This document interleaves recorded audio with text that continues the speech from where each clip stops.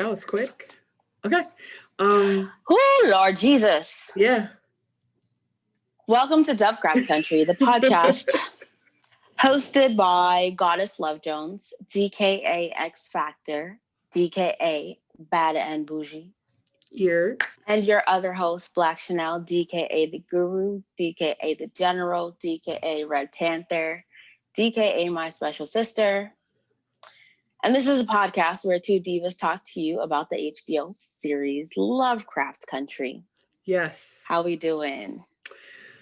Coco, we are doing good. We're doing good. Everything is happening the way it's supposed to, and there are no technical difficulties. And that is the line of the day. We're speaking that into the existence for the future because yes. Yeah, absolutely.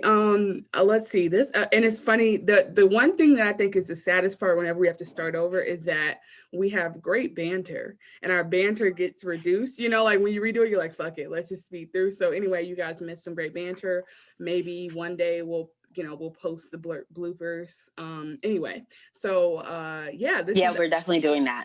Yes, we're doing that. Okay, great. This is episode 8 of Dovecraft Country, based on HBO's Lovecraft Country. And episode 8 was Jigabobo. That was the name of the, or Jigabobo was the name of the episode. And that upset me because the title card came after we saw that it was a funeral. And I was just like, what the fuck?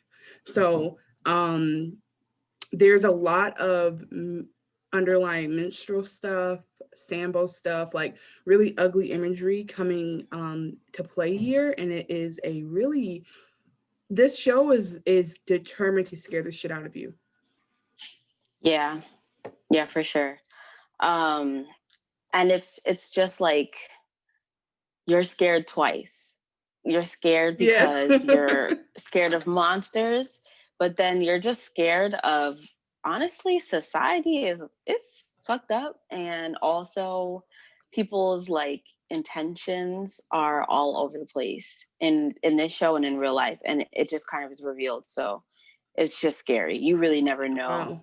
Yeah, exactly. Yeah, I talked about in my notes, I have like a couple of metaphors I picked up on that I want to test with you and see what you think, because I'm like, some of these relationships are they're so we're mind melding. Yes, I mean, just everything is so good about this show because of the fact that, this is one thing I do want to make sure I say, just my critique on the industry and the fact that so many white movies, horror movies, get shown that are not that great. Like, how are you feeling about horror now? Were you a fan of horror before this show? Yeah, so I know I was not a fan of horror. I was always like, I'm too scared. I'm gonna be having nightmares. I can't handle it. Like ever since I was little, and now since starting this show, I'm like, I need to watch a little more, and I need to watch some good quality horror. And it's October. Like I'm like, I know, when I got old enough, I was like, I kind of want to be scared a little bit. What's gonna happen? Like, but as a kid, absolutely, that was right. There was a very low threshold.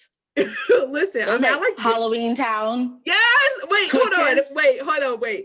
But our bonus episode needs to be on Halloween Town, because when we talk about the cultural moment that Halloween Town, that was surprisingly one of it's like top 5 Disney movies probably, but sure.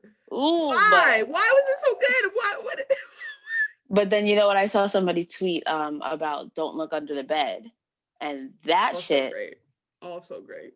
What if I could barely stomach?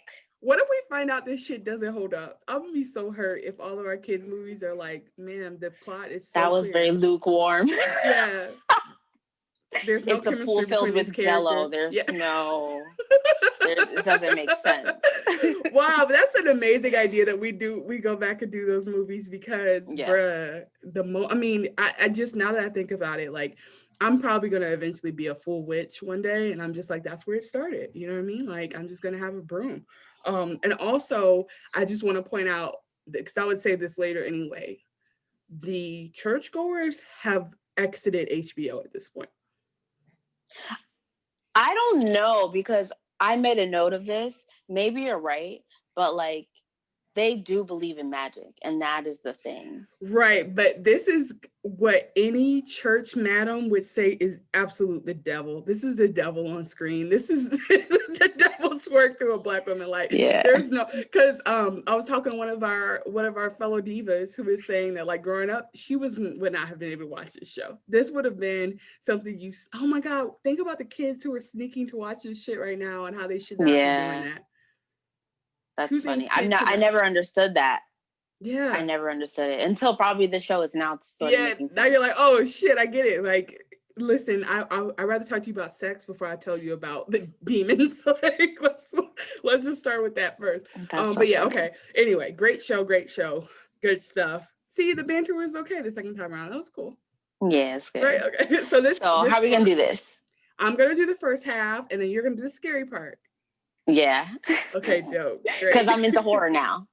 So you are the horror queen and I am the scared one. I'm okay with that because this shit scared me. We'll get to it. Okay. So we start though in a very somber moment. So we have caught up to the part that we all knew was going to happen, which is the death and funeral and viewing of Emmett Till. May he rest peacefully. I'm going to skip a little bit and then come back. But at the end of this scene, they pan out and zoom up and we see that the entire city is out for him.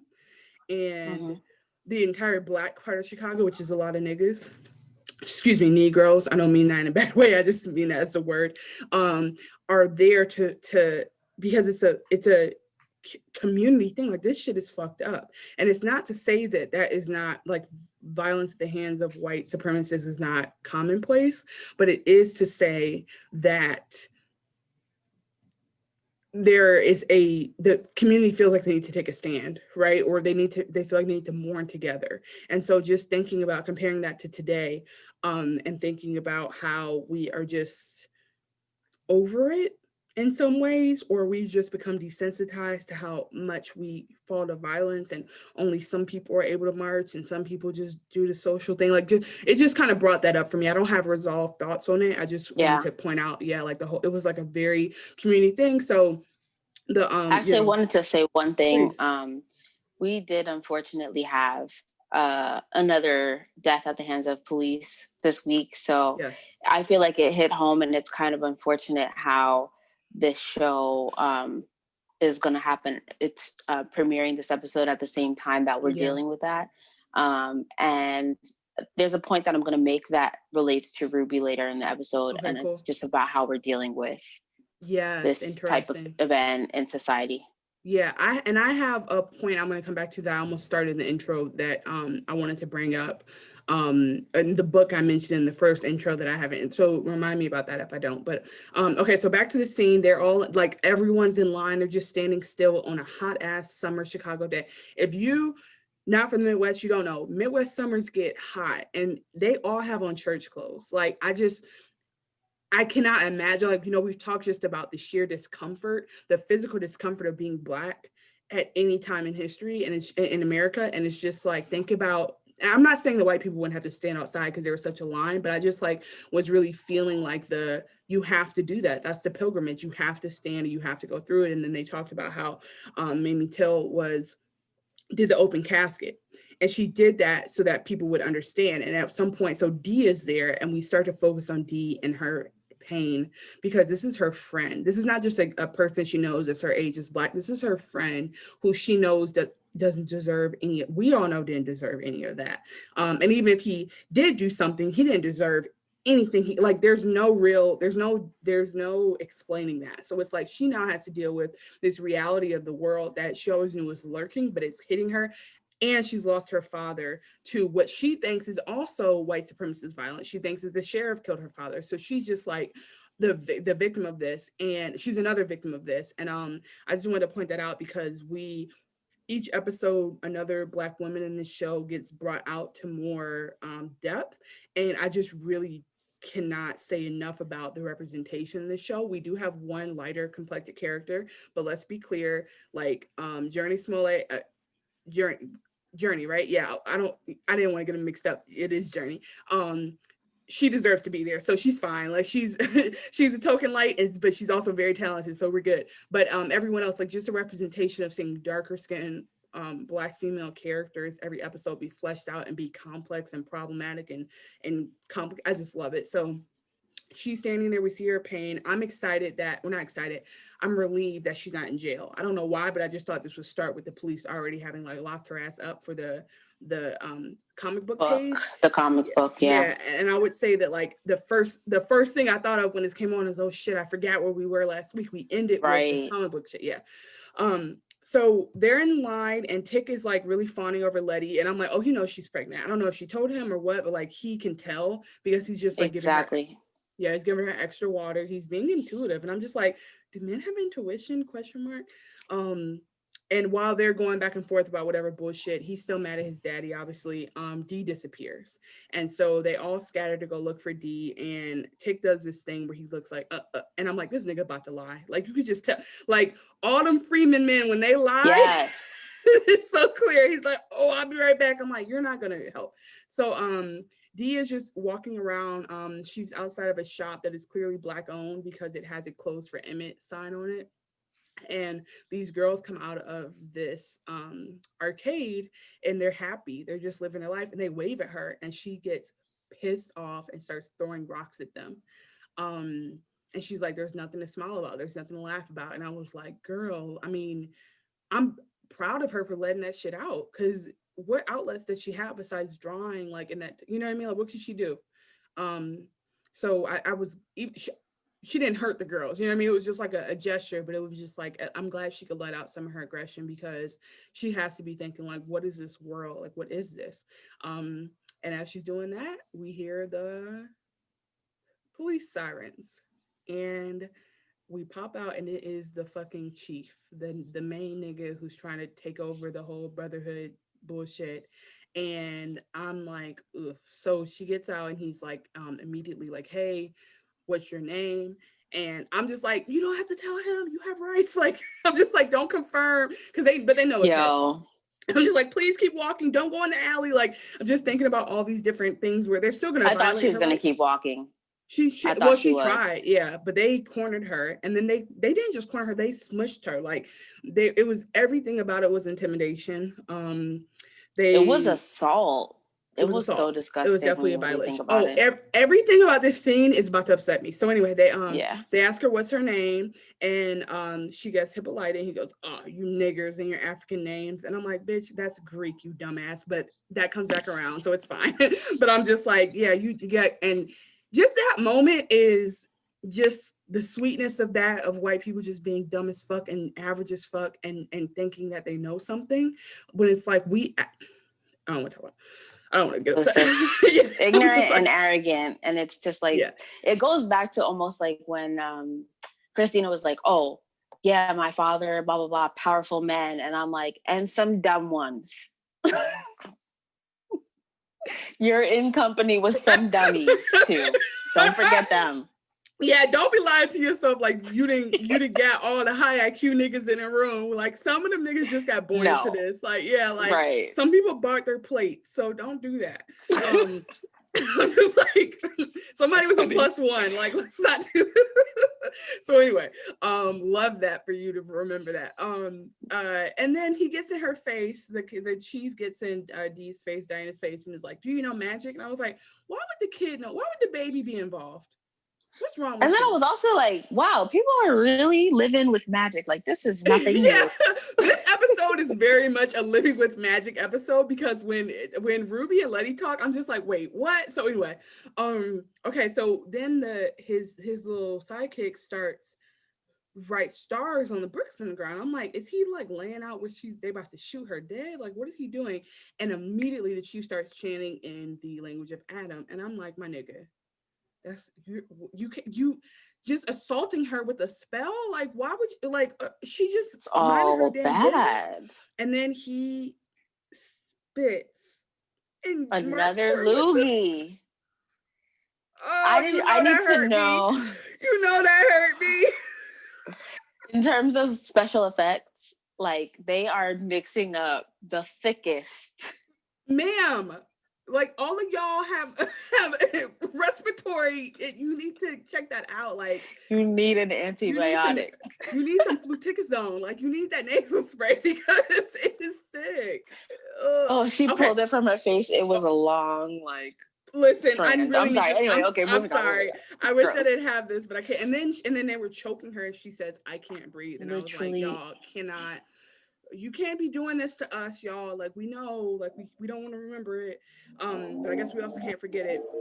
And then there's this moment where, like, from the ground, these maggots and flies come out. I'm like, what in the Beloved type of bullshit? Like, what are we doing? Like, what's happening? What is it? And now I want to rewatch Beloved. But anyway, in my notes, I'm literally like, I'm disgusted AF. Love that book. Love that movie. Yes, and I'm just like, why the fuck do they keep spitting on this show? My next note goes to, so then they're all separating, looking for her. And so Letitia goes to her house and walks in and is like, oh, it's just, hey, ma'am, there's a lady in the living room. She's like, you looking for a house? And then I said, bitch. The stress. It's already too much. It's already too turned up. Ma'am, okay, do you remember the Gucci song where he was like, everything was gravy till your bitch came in? About the same time. That was Letty. That was Letty. And when Chick comes in later on, she said, everything was great until your bitch had to come up in. Yeah, like I was like, hell no, here go GI. And I'm like, what a time for a reunion. Like, ma'am, you came on the worst day in history to come just like try to mess up. But anyway, it also leads to one of, to me, the funniest scenes ever when they all get in the room together. So we'll get to that. So he decides that he wants to cast a spell. And he is, that's where his little lie sent him. So he goes to see Christina in this mausoleum, and I think it's her family's mausoleum, or their family's mausoleum, actually. So right. But then I'm like, wait, is that Freeman, or I guess Freeman, everyone in that line was, I don't know, I'm confused, because I'm like, is the Braithwaite family there, or is she referring to Freeman? That part I didn't even think about that. But I didn't get it. Yeah, she so anyway, she tells him, I don't know if this is important, but that incantation isn't the same thing as a spell, but what you really need is energy, intention, and a body to I think that is important, because when the police do the incantation, I think that's like the curse. Yes, I think that could be an incantation. It was definitely an incantation, yeah. But they need the energy, they need the intention, need her body to use that. And so the reason is because you will set the universe out of balance and cause a disaster if you don't have all those things. And she said that like it needs to be in perfect alignment. So then she shows him this geometric pattern that is a protection shape. And I don't know if this bitch is lying. She could be literally like, literally. It reminds me of this Dave Chappelle joke, how he said that his accountant used to like try to talk slang with him, and so he would just make bullshit up to get them to like and to have them saying it to him, and they're like, "What's up, Jive?" He's like, "Hey, Turkey, how you doing?" Like it would just be shit like that. That is so funny. Yeah, and so that's how it felt to me. Like he's gonna lie, and then he gives her the key, and I just said, "Why are you trusting her? Why do you think that? Oh, I'm gonna give her something and she's gonna give me something. This bitch don't give a fuck." When I tell you she gave you a morsel of information, when I tell you that she gave you something that did not barely help your ass, she was like, "Here's some saltines." She didn't even say, "I'll follow up to see how it goes when you try to spell." She said, "Look, bitch, draw the circle and get out of my face." And you gave her the key to her everything. Whole spell. I'm key so to confused. Time travel, nigga. Like, what's wrong with you? You could have watched I Dream of Jeannie or whatever the bullshit is to learn what she taught you. Like, you could have turned on one of the 3 channels that they had on TV at that time and learned about, what is it, Bewitched? That's what I meant to say. You could have watched Bewitched. I'm like, you could have watched Sanford and Son and learned anyway. So she the Jeffersons. Yeah. Dude, okay. So this brings up, this is a perfect time as you mentioned the Jeffersons, the metaphor, the first metaphor. So Tick and Christina and a Key makes me think of how industries take advantage of Black talent and Black ingenuity and Black creatives to take we bring everything to the table, we do all the work, then they take it and say, by the way, this is how money works, or by the way, this is how I can get you this job. And it doesn't move the needle for anyone. Ultimately, Whitey has this whole plan that they are 6 steps ahead of already, and we're just playing into it. And that really upsets me. And the book I wanted to mention was it's called Homie Don't Play That. And it's the book about the Wayans family and the comedy revolution around In Living Color. And it's so good. I literally laughed out loud reading the book. Like, there are parts in it that just cracked me up. And one of the pieces they talk about, what made me so mad is they're talking about stuff from the 70s, 80s, 90s that is still very prevalent today. We still have one day of TV. Yes, is the content better? Yes, but we still don't have enough Black executives doing in any industry, no matter where you look. We don't have enough of diversity or across the board. Like, it's getting better, but it should have been getting better after shows started winning awards and they started to see that, like, I'm gonna get you, sucker, did 300% of the budget. Like, that should have been enough. And so going back to my idea about white people and their mediocrity, white folks are able to put out mediocre ass horror shows, horror movies, and no one ever says, yo, white people got to give up the movie industry, they suck. They never say that. They never say you need to prove that the demographic is there. But for us, like, everything has to be a roaring, slashing, crazy success for us to get any equity, and that pisses me off. And so this is what this reminded me of. I don't know if it's that deep for the writers. I believe it's probably deeper than that in another way. But anyway, I just really like. I don't know. What do you think about that metaphor? No, yeah, I totally. Wait, what's the metaphor? Is the book, or is no, the book is just a type piece. Oh, the metaphor was the music industry. Yeah, no, 100%. And you know what is the crazy part is, like, a lot of times it's not even like the industry execs, like, on the label side. It's like the middlemen who are like, oh, I discovered this artist. If I play this artist and make a deal with the freaking record company, I'll make money, they'll make money. The artist doesn't get much, but they won't even know. Right. I think that, and then when you look at executive salaries, I'm not saying that people shouldn't get money, and I'm not saying that people aren't stressed out doing those jobs, but when you look at the bulk of how executive salaries eat up all of that shit, it's so crazy. Disgusting. It's disgusting. And so, okay. The next part we move on to is, so there's something where, he asked her, what's going to happen on the autumnal equinox, the fall equinox, which I was like, how does he know about this? First of all, because I don't remember reading that. And then secondly, the spring equinox was when the fire happened, right? And the thing, and so I don't know what the fuck, but I'm like, okay, they love these equinoxes, but I think that's when the moon is shifting and it's like some maybe it's a balance thing. Yeah, so it's like the right timing. So anyway, she goes, what's gonna happen? He like, ooh. Like, he caught her doing something. I don't know what it was, but she was like, nothing. So I'm like, oh, something gonna happen. And I thought she was like ashamed of something, because I was like, what's gonna happen? But now I realize she's not ashamed. She's sneaky as fuck. This bitch is sneaky. And I'm still feuding with Christina. Use his body. I'm still feuding with Christina. Okay.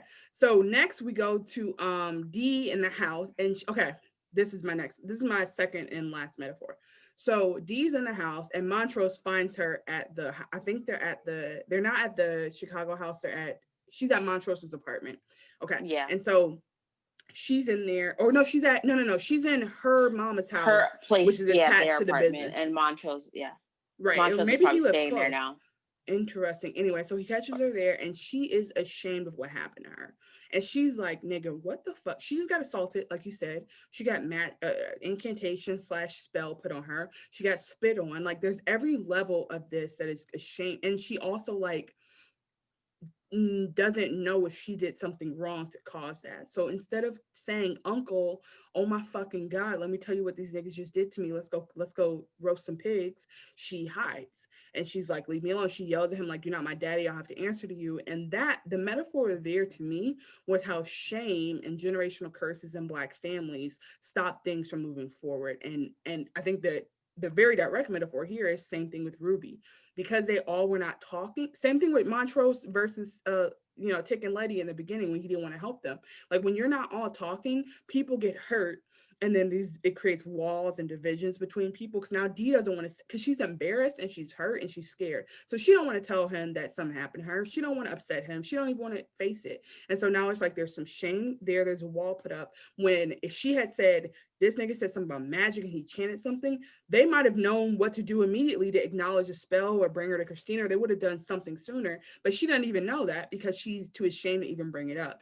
And then, just like with Me Too and anything else, when you realize that there's so many other people going through it, you realize like, well, damn, the getting through it and healing and acknowledging it was truly what helped me. But I didn't know that because I was so ashamed in the beginning, and I thought it was just me. So that metaphor That's to me crazy. Really hit home. Yeah.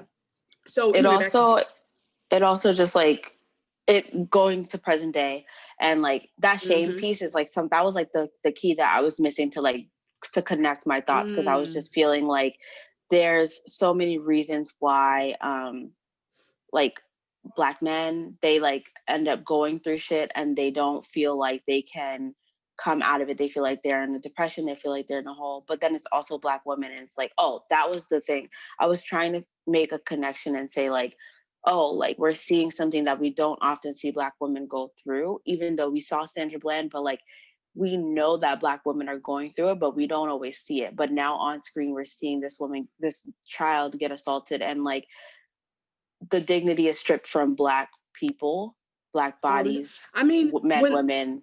In the episode before, when binary. that cop just all of us. Wait, I was just trying to cut up. You were like, no, I need to make sure I'm inclusive. I'm so sorry. You were like, no, I need to list them all. Stop. Okay. But just wanted to point out, even when that cop straight up smacked Hippolyta in the face when they were in the observatory place, like they don't give a fuck. Right. And I think that so Saturday Night Live was hosted by Chris Rock this past weekend, and which is always exciting. This is my quick take on it. I feel like Chris Rock has been very busy, because he very much did not memorize any lines.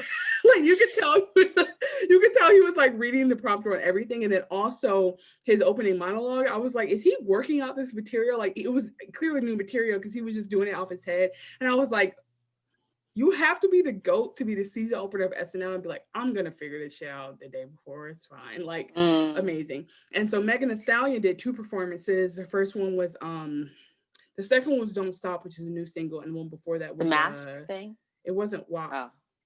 Yeah, no, but no, it was just trying to. I'm blanking. It was Girls in the Hood. No, it wasn't that.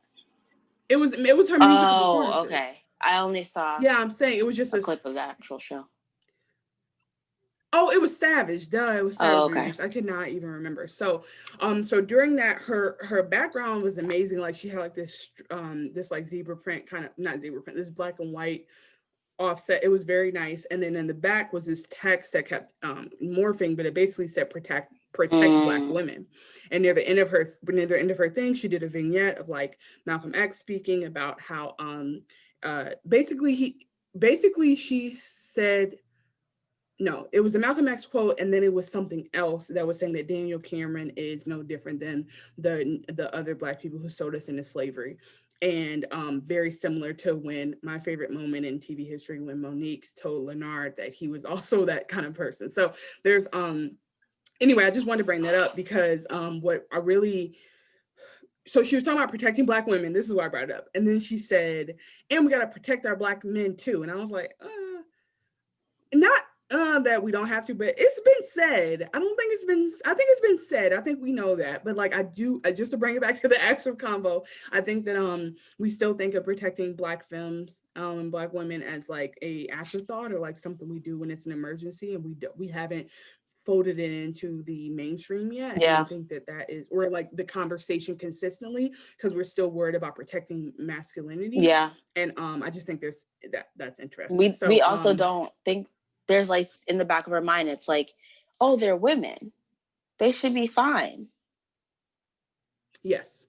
No. Which only works if you're white. Right. It only works if you're white. Unfortunately, that doesn't apply here. Thank you. Mm-hmm. So Yeah, interesting. And then I just wanted to shout out one of our supporters, one of our male devotees, who is at chocolate_Graham on Twitter. And he was re-listening to us on episode 1 and talked a little bit about like the interplay between Tick and Letitia as they were still getting to know each other. And that sheriff like made him talk down himself. And I'm like, those kind of things hurt. And we acknowledge that. But it's also like, you know, everyone's a victim in that situation. Like everyone went through something, but we also like, we feel a certain thing because we know how much masculinity is tied to like your worth. It's so, like masculinity and femininity is tied to your worth so much. So anyway, a lot of stuff, I'm all over the place. Okay, cool. So back to the show.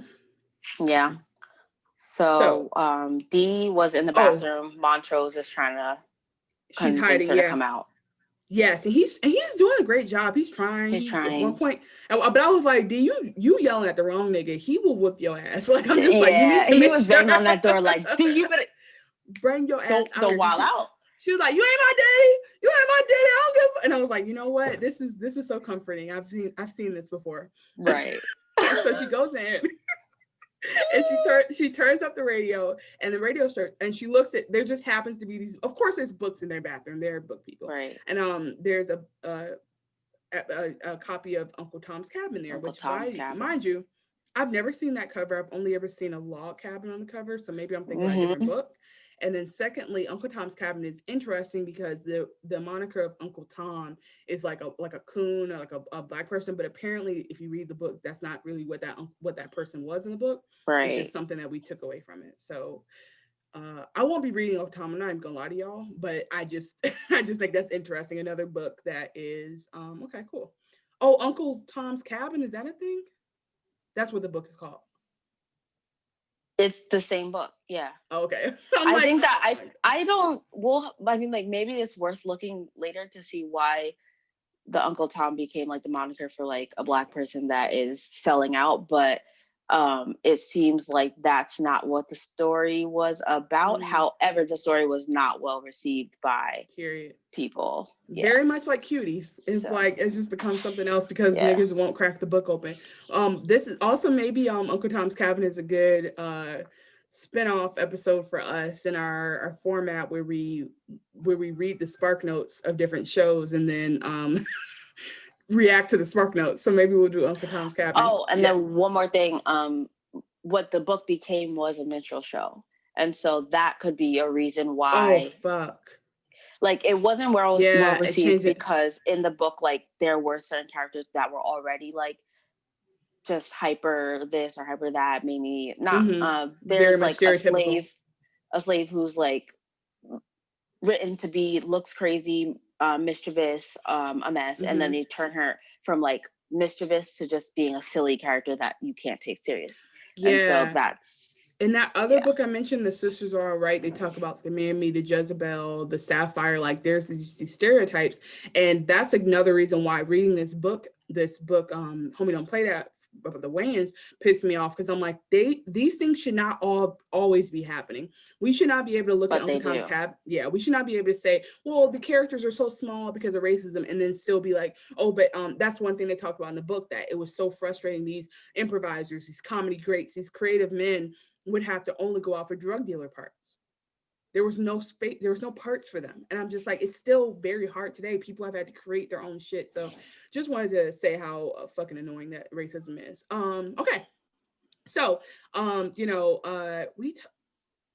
he's talking to her, Uncle Montrose is like, white people keep coming. They're more vicious and more evil every time. He's like, I get it. Like, I get it. This is terrible. But he's thinking that she's just upset about her friend, which she was initially. And so she turns up the radio because she don't want to hear it. And the music starts to change real quick.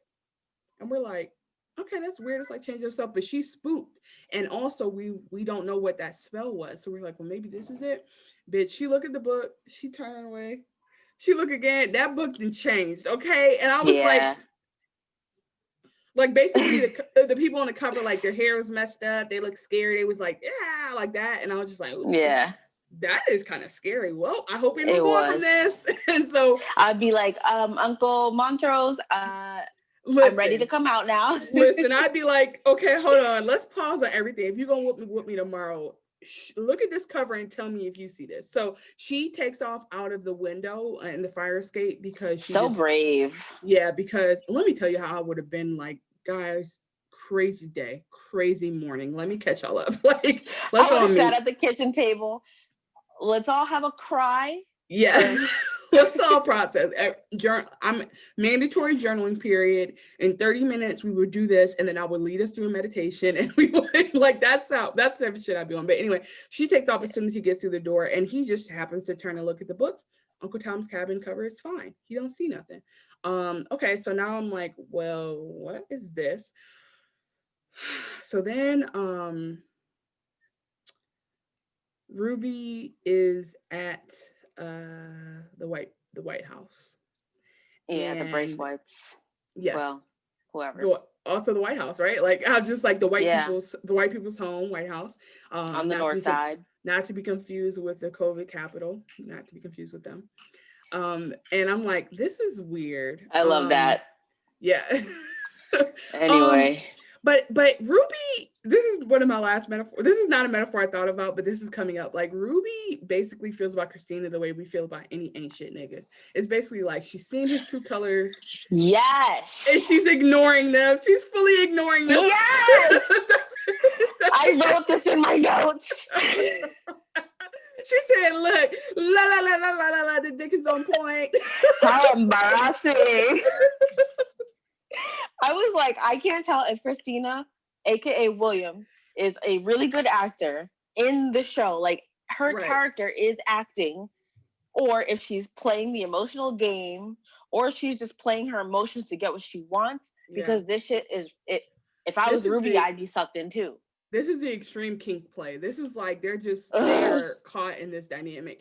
And yeah, it's actually what's funny about it is it's not that hard to understand. It's just crazy because it's like you just anyway, it actually makes a lot of sense. So basically she's trying to get into the gate and this nigga starts fucking with her like, ma'am, are you the maid? She said, nigga, no. And he was like, what'd you say? She was like, fuck. LOL, hold on. It was a white man yes. accosting her. Not a black man, just in case anyone's confused. Oh, wow, yeah, because I said nigga, and that nigga is just a descriptive word. It actually has no color, no race, no gender. But it's just if you're not black, don't say it. Yeah, don't never. It's a personality. Yeah. So anyway, so let me tell you how white people don't mind their motherfucking business. Okay, she's what is she breaking in through the cast iron gate with the key? The only time they don't mind their business is when the police are on your ass. And then they're like, you didn't do shit. Woo, I didn't see it. Oh, it's none of my business. It's none of my business. That is the only time they mind their business. Otherwise, hey, you. What are you doing? Over there? No, I saw you jump in this train and steal 135 from New York Metro. Come back here, like. If you don't mind your motherfucking business, okay? My mom died today. Like it's always some shit like that. So knock on wood, not my mom.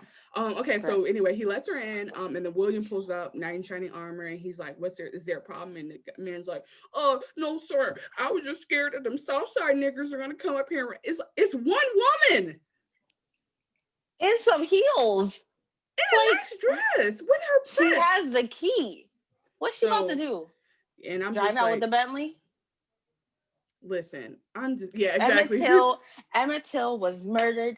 I'm stealing a Bentley today. Like what? Well, that is looting. So I'm not gonna say that's that crazy of a response. But I will say that that I feel like that idea that like there's no this idea that we're supposed to be tamped down, like you can't feel anger, you can't get upset, you can't do all that. Meanwhile, when the Eagles win the championship, they put Vaseline on the light poles because they know niggas are gonna go crazy, like white niggas are gonna go crazy. Like don't do that. So it's like there's no way we can express our emotions, and like we have taken on so much pain, similar to Jewish people. We've taken on so much collective pain that it's like we should be able to act out a little bit, and you be like, oh, that's just black people feeling. I feel for them. Like damn, So anyway, or show some compassion. I understand you're hurting. Like not even but No buts. So take my TV. I understand. I'll get that TV back. Wage gap and everything. I already made 10 times them TVs in difference. Just take the TV, ma'am. I don't care. Nothing. Like, let's just. It's just ridiculous. Yeah. Okay. So this show just hits too close to home. It's kind of it's a lot of tandems. Yeah. So it's deep. So they come in. They're like upset. I don't know if I'm out of order, but basically she's William is still in William form and is bathing Ruby, and Ruby's just like feeling it. And that's when I was like, what is happening? Like, it was just like, ew, like, y'all still intimate? What the fuck? So then my notes, can I say my notes exactly was, what the fuck, William, Christina, fuck boys and fuck girls really do the most. Period. Yeah, because I'm like, why are you caressing me? If you're not gonna marry me, why are you sponging me? What are you doing? Right. Yeah, it was beautiful though. And then I just really wish that, like, I just rather see them in I'd rather him be him for real. Like, I actually wouldn't have a problem with it. It's the fact that I know Christina's behind it, like manipulating. Right. If it was just complicated with William, that'd be fine. So anyway, sponges are off, they about to get it on. I'm like, here we go. And then she takes her, Ruby she says, oh no. Not so, let me get into something more comfortable, and goes and takes the potion, takes the blood shit to become the white lady again, the one who is dead. And as they're having sex, I'm like, oh, they really getting it on. And then I was like, that wig is nasty. And LOL, yeah, that was nasty. The white wig person, yeah, it was. The wig was bad. I was like, man, put your hat back on. So then it was like she's transforming, and I'm like, not the vitiligo creeping up. Like, what? This is hilarious. So like, it's all too much. What is happening? And then she transforms. So she's white having sex, and then she transformed back to Ruby in the middle of sex. And let me tell you what I wrote. I had two questions. One is this what orgasms are supposed to feel like? Because somebody lied to us. Never had one. Someone lied to us a long time ago, because she seemed like she was on another planet. Like, she shot up to see Hippolyta. Like, she was with it. Secondly, who cleans these sheets? That was also in my notes. Who's cleaning up all this damn blood? Like, to put the plastic down, put a towel. Even in the scenes with Gia, I was like, who's cleaning up all this damn blood? Her mom's on her knees with one sponge. Y'all do not have washing machines. Y'all do not have no Samsung high power joint. Stop playing. Just the linen cost alone is okay. Anyway, so Tick is coming back from his little I didn't want to tell nobody I met Christina mission, and he walks up to the house and he sees two shoes outside the door, and I'm like, not him knowing it's her from the shoes outside. Right. Like, there's so many women who would take their shoes off. How you know it's her? But I'm like, Tick actually has intuition. He's actually a wizard. I keep forgetting. So he walks in. He said, I am fucked. Let me tell you. He said, I am fucked. This is my favorite because basically sorry, but I just wanted to, my metaphor with Ruby and Christina was that they escape pain together. And I think I might have missed that scene will come back around. So okay, yes. Okay, so this is a scene, I might be messed up, so let me know. But in this scene, so Tick walks in, Letty's sitting there with G.I. Tick is asking G.I. what happened, why the fuck is she there? And my favorite part of this whole episode was G.I. kept being like, well, when we were having sex, it's like, I said, why are you here? She'd be like, well, remember when I sucked your so he's like, I asked you a direct question, okay? He's like, just answer the specific. I specifically said without mentioning. We don't need the other details. But I'm like, she hadn't already told Letty the whole story. Letty is steaming. Letty would not have.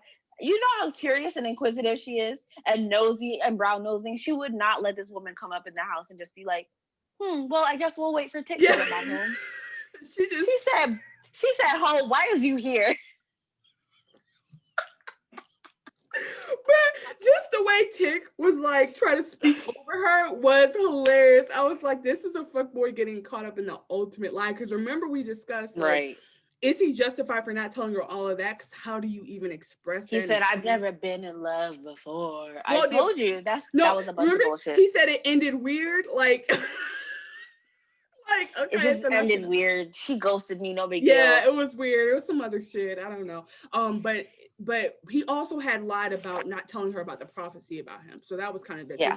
he's definitely hoarding information, and we don't like that. So it's like a thing where they've been through so much, and they should be able to share these things at this point. And his lack of communication is not much different than his father's. And I just want to put that out there. So he's holding stuff because he thinks he's going to quote unquote protect Letty. He hasn't even approached her knowing that she's pregnant. Well, actually, I guess you can put this against her because she hasn't told him about her pregnancy either. So anyway, she storms off at some point, which good on her because she heard a lot of it. And then GI is basically saying, I came to help you or I came to protect you or some bullshit. I really hardly heard what she said, but he was like, bitch, you got to go because you fucking up my whole, me and her she let me Spanish every night. Right? So like, we are in a really good spot. I'm paying no rent. You have to go. Listen. He said, you know I don't have a job, right? You gotta go. What did the prophecy say about that? LOL about how long was her flight for her to get kicked out like that? I'm like, damn, do she have a backup? Like, literally, do the motel and take Asians? Like, what is happening? So anyway, so she why does she have his address? Okay, so many things were not correct about this. Like there's definitely some lying going on, and that line came from Tick. But maybe she figured it out. Like I feel like maybe she saw it. Maybe there's a phone book. Anything, I don't know, something. But anyway, maybe she knew it that when she saw his future. Like maybe she caught that. But anyway, maybe. She's still banging. She still looks good. So we're gone, and I don't know if we'll see her again. And I'm kind of am like so okay with it. Like bye. And so Letty starts packing his bags. And she's like, nigga, you got to go, because she's like, you're lying. Like you're still leaving stuff out, which she's already talked to him about. And it kind of just goes back and forth. This is such a real fight because she's mad, but then when he decides he does want to leave, then she's mad too. And it's just like, sis, you kicked him out. Like, somebody kicked me out and I leave, I'm not coming back. Like, you shouldn't have did that. But I'm not saying she's not right in being mad. I'm just saying that, like, we gotta learn from the books. They said the books say like you gotta mean what you say. So they start fighting, and I think that she wants to tell him that she's pregnant, and this is when I realized they hadn't talked about it. Like it just wasn't clear. But he decides that he's gonna do a spell now, which is like, okay, like why? Like I'm like, you think random. You know magic now? It just felt like it was like, you just want to distract me right now. You just want to go do something dangerous so that I love you again, because you don't want to sit here and deal with this. So, which might be me reaching. I don't think Tick's that much of a fuckboy, but he is very annoying. So then we see D. Right. He's waiting on the train. Okay. This is when it gets crazy. So D is waiting. This is when it gets turned up a little bit. Like, don't you start dancing? I can't even. When I tell you I want to take a 2-minute break right now. Okay, I'm like, this is when it gets crazy. I'm like, is someone coming up the stairs? Is there somebody on the stairs? What's that? I'm thinking like, oh, it's gonna be a big monster. It's gonna be a big running thing with a million eyes. And it's just like two. I was like, sis, tell somebody, like, what's happening? Because she starts freaking out. So these two creatures come up, and they are the two scary things we saw on the cover of Uncle Tom's Cabin. And they're two little girls. They're more Black, that I think, like, I assume ethnicity wise or race wise. And they are, they have their hair's kind of messy, kind of askew. They have barrettes. It looks very much like if you drew a Sambo kid, what you would think a kid, like, I don't use this as a bad word. I mean, like, their hair looks unkempt. Like, it looks like they're not cared for. It looks like they're wearing sacks. Like, it's almost like Orphan Annie meets like Voodoo Doll. It's just like not really, they're clearly not arousing attention from anyone else. So I'm like, something ain't right here. So they come up and they're like in sequence and they are dancing, but they're very scary. And we start to hear this song about knocking on the door and coming. And I'm like, they're coming for D. Yeah. And then when they get up on her, they are like behind people, but their nails grow to like reach her. They reach out. They're trying to touch and almost get her. Right. And it's like, you don't even have to tell me for me to know I need to run. I just don't even think I need to just like figure out what's going to happen. I think I should just run. I think that's best. So she literally is so scared of them that she's bumping into white men, which means that she knows that like, I'd rather take this ass whooping than that supernatural one. Like, it's fine. Because the white people are like, man, move out my way. And she's like, help me move. So she pushes through the turnstile. Quick question about Gi. I did not ask. When did she learn English? Good question. Perfect English. Okay. Yeah. So, you know what? My notes got out of order because maybe it jumped back and forth. But basically. Yeah, it does. We talked about that scene already, but that was when Tick starts asking the questions and then they go upstairs and Letty's mad. Thank you. That's okay. At first, the first scene, we just see them sitting there and he's like, oh shit. Oh, great. Because now my notes goes back. My notes about that are popping up. Okay, great. But anyway, what Letty, just to wrap that up, she said something that this is what made him ultimately leave. She said, you know, nobody's died but you. You talking about this prophecy, but nobody's died. Everybody's died but you. Well, damn, like, is she blaming him and is he to blame? Like, that was a big question for me. Is he to blame? Like, devotees, let us know. Like, is he at fault? Like, has he caused all this? And so he wants to go cast a spell, but I'm like, nigga, your vibrations are off. You cannot cast a spell while you're mad like this. Right. Yeah, okay, so now we got Christina and Ruby, and this is a scene. I keep wanting to be like, now you tell it, but we're almost at your part. So Tick and Tick and Christina are fighting, and Ruby and Christina. There's so many people. Ruby and Christina are going after they didn't smash. They're like, you know, they're dressed, and Christina's back in Christina form, and she's like, why don't you care? Do you care that Emmett's being buried? Like, do you care we're going through all this? Like, tell me you care. Like, I feel like a race traitor. This is, of course, a famous paraphrase by me. This is not the words that they said, but she's like, I feel like a race traitor. I'm over here fucking a white man. That's why I took the potion, because I'd rather be a white woman fucking a white man than me today. Like, what do you, like, I can't do this. Like, she said, like, today of all days, like, that's not it. She said, I didn't want to fuck a white man today, and I just want to know, like, do you care?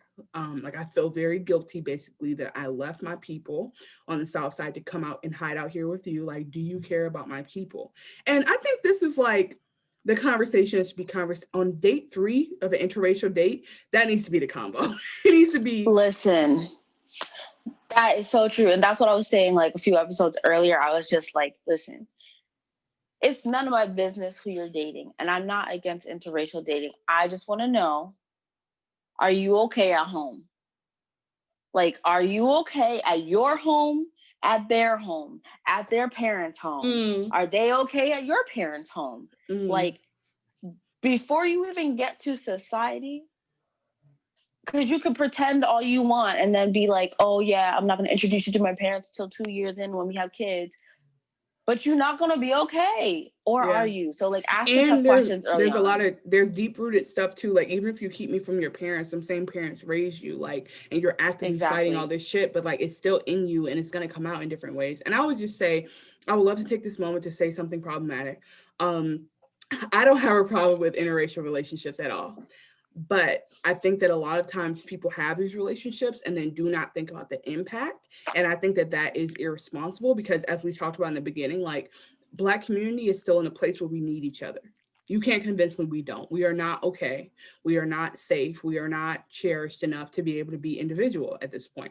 So all I'm saying when I say that is that when you go to date a white woman and act like you don't care that her parents vote for Trump or an actor, like, you are bringing kids into this scenario in a world that already looks at white women as the beauty standard and tries to tell Black women they're not enough. So it's like you are literally shifting this beauty standard back to whiteness, and also like allowing white people to go unchecked, saying stuff because you just want to be with your queen, with your white snow queen. It's just like you're doing all these things to compromise, but who gets hurt? Your biracial black kids who now don't know their culture. They don't have someone who knows how to do their hair. They don't, like, there's just so many things they lose. And so I feel like if you date a white person, you do need to put them through the ringer, because whiteness is something that like has become unchecked. Whiteness goes unchecked every day. So it's like you have to, I'm not saying white people, I'm saying like the culture that has been created by conquering the world for all the centuries. You know what I mean? So I'm like, I think that has to be said. I could date a man of any color if he's on my same wavelength. And there are plenty of black men who don't feel the same way I feel about like the queer community or the black community. Like those things matter too, but I just don't believe that the black men with white women are like really vetting them. I just don't believe it. That's our Black Chanel's problematic PSA for the day. But no, but like on a real note, like you do need to put your white counterparts through the ringer, and partners through the ringer. And also, as we were saying about Black women often being forgotten and often not going unprotected, like especially if you have Black daughters as well, biracial daughters as well, like make sure that you're thinking about them and how their experience is going to be completely impacted, and they might not be getting what you think, especially if you're the type of man that says, oh, the daughters will learn from their mother. Like they might not be getting the tools that they need to really navigate the world, and that's going to hurt them and cause a lot of trauma in the long run. So like just keep that in mind. Yeah, I mean, I want to say two things real quick on this, then we'll move. Like, one is that one of my favorite podcasters I look up to, Crystal, talked about how like she grew up in white environments and looking like going to school, you know, because you go to the better schools, quote unquote, in a lot of areas. They're like, some states don't have like thriving Black communities where the schools are just as good. So you might be like the couple of Black kids at the school. And she said that looking back on it, she thinks it might have done more harm than good. Yeah, she got a quality education and got challenged and had more attention on her. But like the way that them kids made her feel about her Blackness is, that can't be quantified, the effect of that. And so I really felt that. Because you're like, is it really a better trade-off? And I think that's the same idea you just brought up. And then I have some really bad news I've been meaning to tell you. Tell me. Jonathan Majors has a baby by a white woman. Okay, well, now that we've unpacked that one, I'm so sorry. We only have 2 more episodes after this, and then we can do some hardcore therapy. Like, let's just push through this. Let's get through this, and then let's just figure out why he don't want me, Special. Why he don't want me? I'm just kidding. I hope that he is hearing this. He's listening to this podcast, and he recognizes that he has some work to do. He has work to do. So you're gonna have to just cash up a Black woman, Jonathan Majors, if you want to make this. If you want to balance out the universe, cash up a Black woman. That's easy. That's actually the answer. You can date white women if you want to, men. Just cash out Black women every Friday, and then we'll. I think it's fine.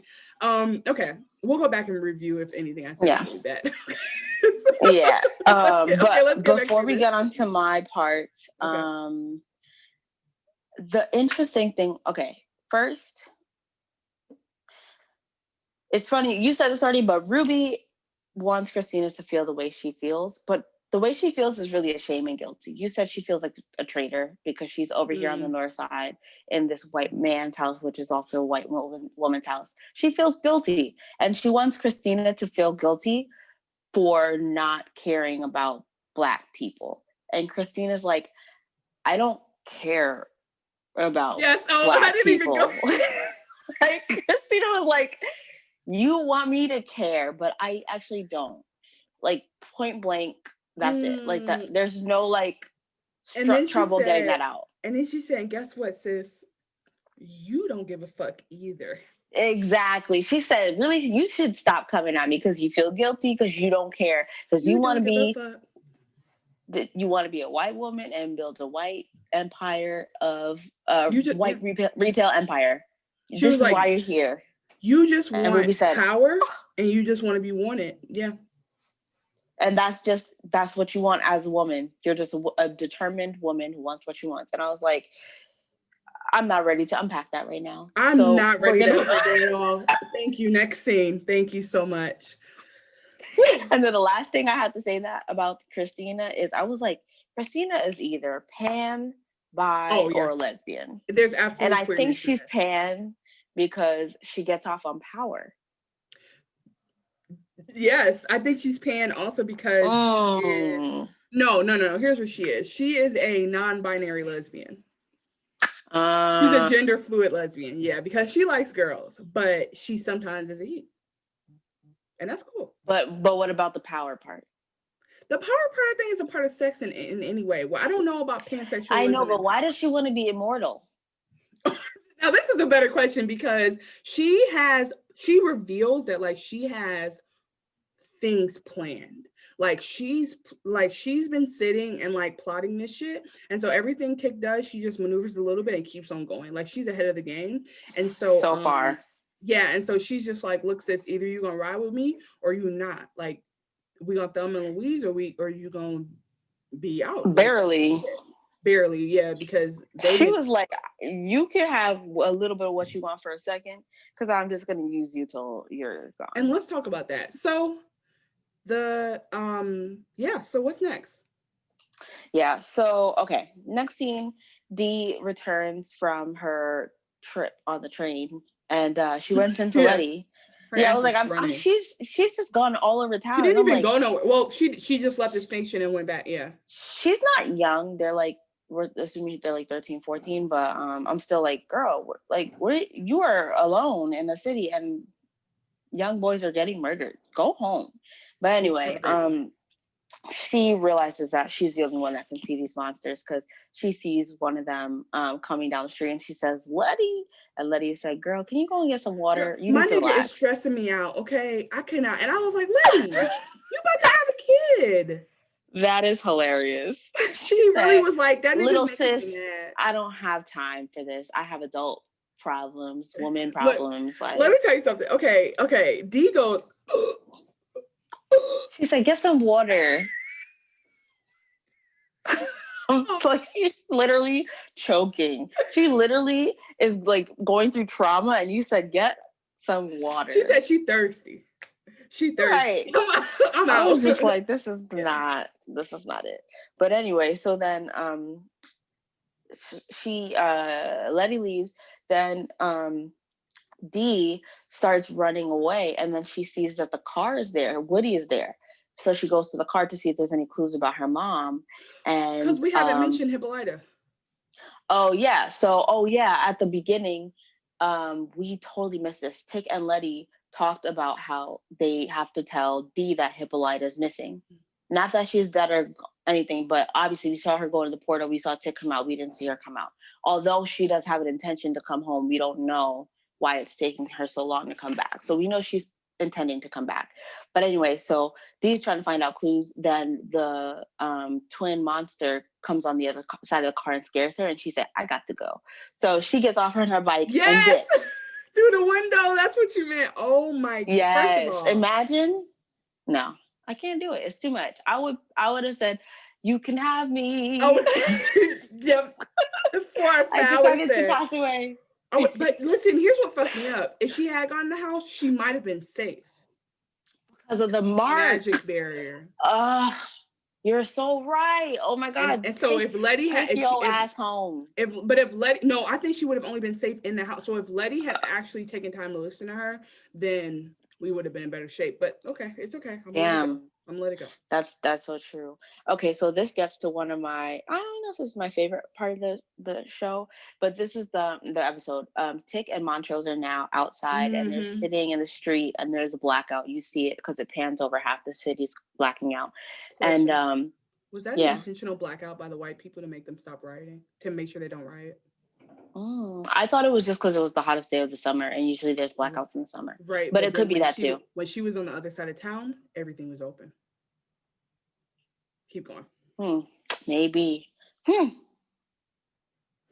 Now every time we have a blackout, I'm gonna be. Listen. Where Con Ed at? Anyway, So Tick comes over to Montrose. Montrose is like, oh, Dee was here, but she got scared and she ran away. Tick said, I'm really over that. Oh yeah, they're drinking. Tick's like, honestly, I just want to know, you cheated on my mama or what? Like, I don't really know why that's the thing that he cares the most about, but I wonder if he's now projecting because he feels like guilty about what he's has between Letty and Gia. Like, maybe. Well, I also think that when this is, sorry not to cut you off, but I think this is irrelevant. No, like, remember the Andrew Gillum stuff that just came out recently? Yeah. So Andrew Gillum is this politician who got caught like at a drug party, like with some white gays, and came out like while after he got himself together, he was like, you know what, I'm actually bisexual. My wife knows, and everybody was like, oh my God, don't celebrate that, blah blah blah. And it's like, if she knew, that's the one thing. If she knows and she's willingly and she's choosing it and she still loves you or whatever, it's not our business. And then two, if you are struggling with like Black homophobia and all that stuff, but you didn't use that to hurt your wife, it's kind of no longer a problem. It's more just like a symptom of other problems. Like, and so I think that's what it is. Yeah, agreed. So then Montrose, I feel like this really humanized Montrose, and I appreciate it because I was really hating his whole guts. Yes. And just seeing him as another monster in Tick's life. But I felt like he was really humanized because he told the anecdote about the pastor and about how his pastor was outed for being gay and caught having an interaction with another man in the park, and then got arrested for that and put in an asylum. And so just thinking about how like and a lobotomy. Yeah, LGBTQ. Oh yeah, they cut out half his brain. LGBTQ people have been persecuted so terribly, and it's just like, it's disgusting. You build up the callous around being Black, so you don't want to also say, hey guys, by the way, here's another reason to try to kill me. You don't want to do that. Right. And then your own community is now coming after you. So it was terrible. But then I realized that he beat Tick as when Tick was young, because it wasn't just, I thought it was just him projecting like, don't be sweet. Like, don't be sweet like me. Like, you know, whatever, like you'll get beat up in this world. But it's like, you'll literally get arrested and put in an asylum. Like, I don't want that for you, son. If that is who you are, like, hide it. I'm hiding it because I wanted to live a full life. You hide it because you can live a full life if you do.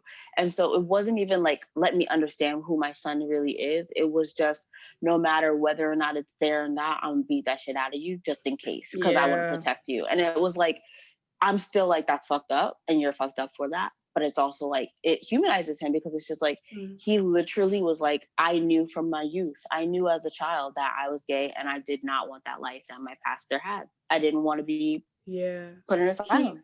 Real quick, like, that's trauma.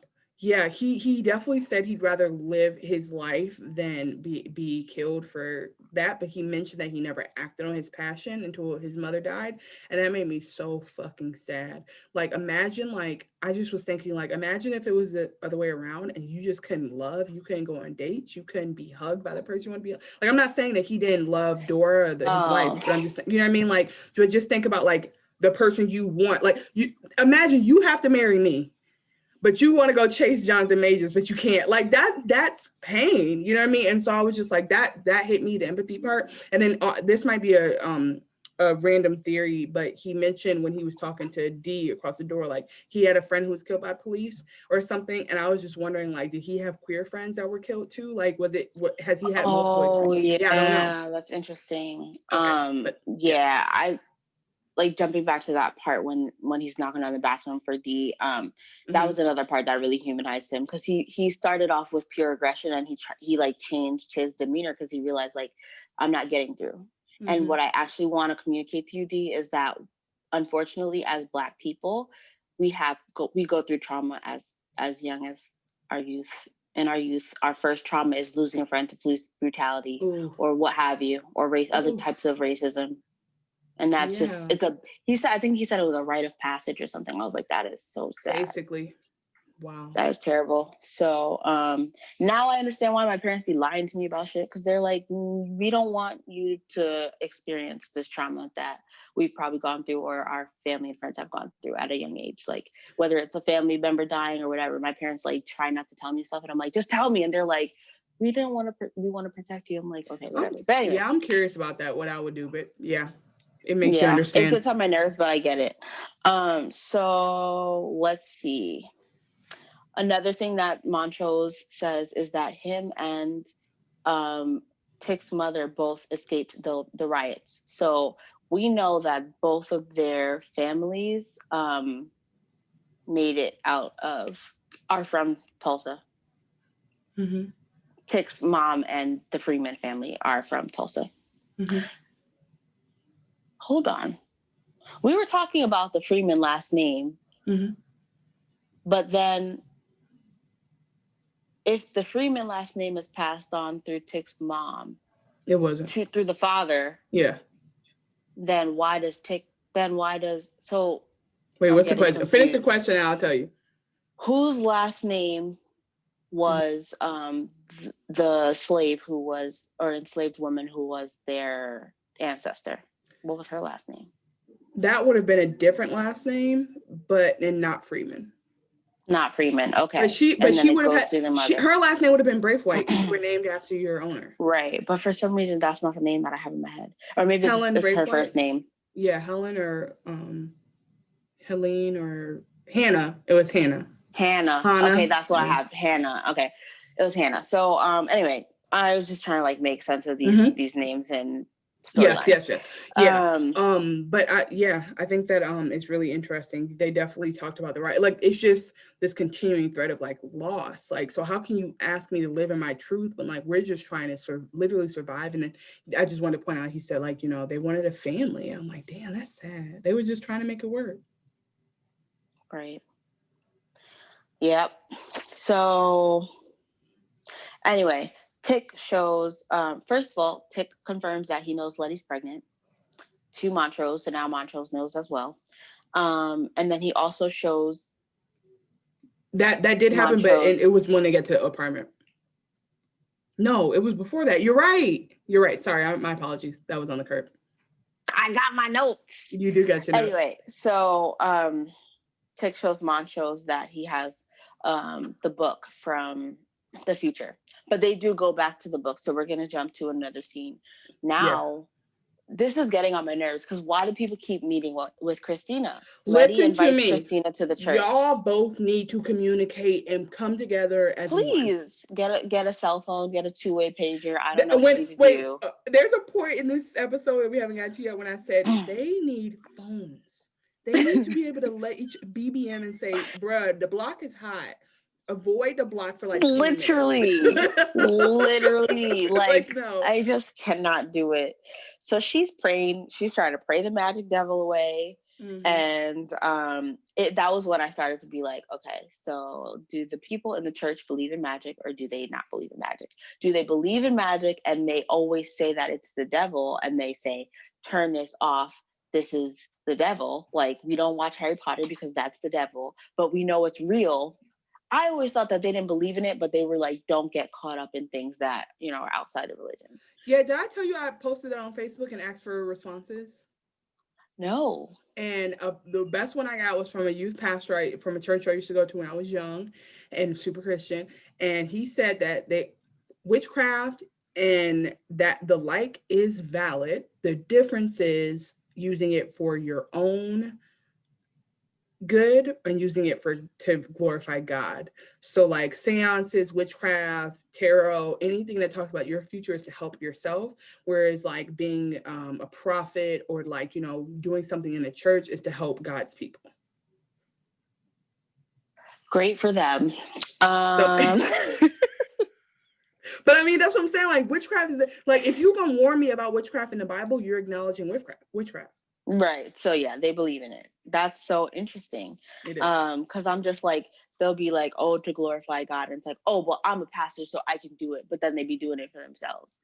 So I'm just like, I'm gonna let that be your challenge. Yeah, that's take. my that's cool. Right. We're good with that. gotta balance That's my it out. problematic take for the day. Thank you. I love it. I love a great balance of problems. But it's annoying. It is like I was just gonna affirm you, like, yeah, like it's like she's fully like, look, God, if you up there and you notice this happening, then I guess you still got control. So let me pray to you real quick. Right. She said, I died and got resurrected. So some of these stories I hear are true. Something in the Bible. No, that actually is real. Oh shit. Yeah. So okay, magic exists. Good to know. Whoa. But then it's like, why does she think that? Oh, if she tells Christina what to do, Christina's just gonna do it. Here, I'm gonna give you these negatives to Titus's pages, and you just gonna protect who I want you to protect. When Christina came in, I was like, oh, she about to have to fight her in this church. So she gonna have to knuckle up, because if this bitch snuck up on me while I was praying, I thought she was sneaking up on her. I was like, they're gonna have to. I would have thrown a book at her face. They're gonna have to knuckle. Yeah, you about to get a hymnal like straight to the nose, like something, because it's not gonna work. But she actually. Oh, Christina, was that you? I didn't know it was you. I just saw the white devil approach me. Right. Oh, thank you for meeting me here. I'm so sorry. Let me get you a tissue. So she's there to trade with her. Yeah, so they do a trade. She's like, oh, I'll give you the negatives of the pictures that I took. I'm like, first of all, you didn't need to give her the negatives. The pages. You could have given her a picture. Spark notes. Like, you could have wrote it down, again, like, here's what we heard. Here's what we think it says. Because what is she gonna be like? I think you doctored these pictures. I want the originals. Bitch. Yeah. You can get what you get. You could have definitely been like, I'm gonna tell originals. You could be like, I'm gonna tell you, you take your own notes. That's exactly. We don't but I can't, never mind. I'm thinking of another situation where things can't be written down. We got it. Everything's passed by word of mouth in this culture. So we pass things on by word of mouth. Thank you. Take your own notes. Right. Or like, she doesn't know that you have the negatives. So just be like, the negatives, you know. It was too much. They literally, unless Tick and Letty, when they pillow talking, have a master plan, I'm upset, because y'all are literally giving away your whole chessboard right now. Exactly. The only leverage you had was that you had Hiram's key in his orrery. The only leverage that you had was that you knew what was in the lost books. Christina's told you a fraction of what she knows. It's ridiculous. She literally gave you like 2 crackers and was like, good luck. Yeah, back to the saltines. Yep. So that really was getting on my nerves. And the only reason that she's protected, she does I think it's called the Canaan spell, Mark of Cain. I'm thinking of Power. Anyway, she does the Mark of Cain to protect Letty. Wait, like, imagine 50 Cent like, yo, yeah, like, right. Sure my niggas got you in case something happen. Like, we gonna shoot first. Don't you worry about it. That would be so. Wait, what's the name of his liquor? Get the strap. Let's send me more. Thank you. Oh my God. Yeah. So. Oh no! Wait. The mark says "get the strap" and hashtag "get the strap" on her side. Like, right. If I can make that GIF, I will die. I'm gonna try it though. I'm gonna try to make it. So yeah, she does the Mark of Cain, and then now Letty has the protection spell on her. But I'm like, she's only doing that because you have a baby that is in the same bloodline as Hannah. First of all, she said, I need you to protect Tick. And she said, nah, only you. And she was like, all right, fine. That's not bargaining. These people are so annoying. Be like, okay, both. Try. Like, both. I'm keeping this shit. You don't have to, like, she's not going anywhere. You can trade again tomorrow after you go back and read, Or she'll find another way to get her spell done if y'all don't cooperate. Or she'll come kill you and take it. Like, you really don't know. And what did Macho say? They'll keep coming back. Do not make it easy for these motherfuckers. So I was just like, this is really getting on my last nerve. This is just communication. Anyway, next scene. Now Dee's, trifling ass is at the police station. And I'm like, how is she all over town? When I tell you, she said, and kicked in that door and said, look, I'm here. All right, you niggas did something, and I know this ain't regular police shit no more. This ain't holding up in court. So... I love that. This ain't holding up in court, literally. And I was like, first of all, these twins are getting it. They are tweet at us. If you're listening to this, tweet at us if you know some of these dance moves. I definitely saw some bucking in there. So if you see any dance moves that are familiar to you, a little Harlem Shake, tweet it. Tweet at us. Krumping for Lucifer. Okay, I was like, these girls are. I do want to talk about them. So as she's running from them, they're literally like, but it's scary music. Dun, dun, dun, dun, Listen, wait. I swear to God, wait. I wrote. Wait a minute. I wrote. Not give the girls giving Krumping and Thriller, like not Alvin Ailey meets Michael Myers from Halloween. Like, what is this? That's perfect. That is hilarious. And Dee has no idea. They are like all behind her. She's just like following the officers. So let me just jump to that anyway, because then I'll go back to Ticket Machos. So and then she spit on the. Yeah, I'm jumping to that part because they separated it back to Ticket Machos. So she confronts the officers and they tell her that they think her mother's dead. I'm like, how do they know? So like obviously the other police officers at the observatory have like done telephone and shared all info. They communicate, just like you're saying. They pass messages.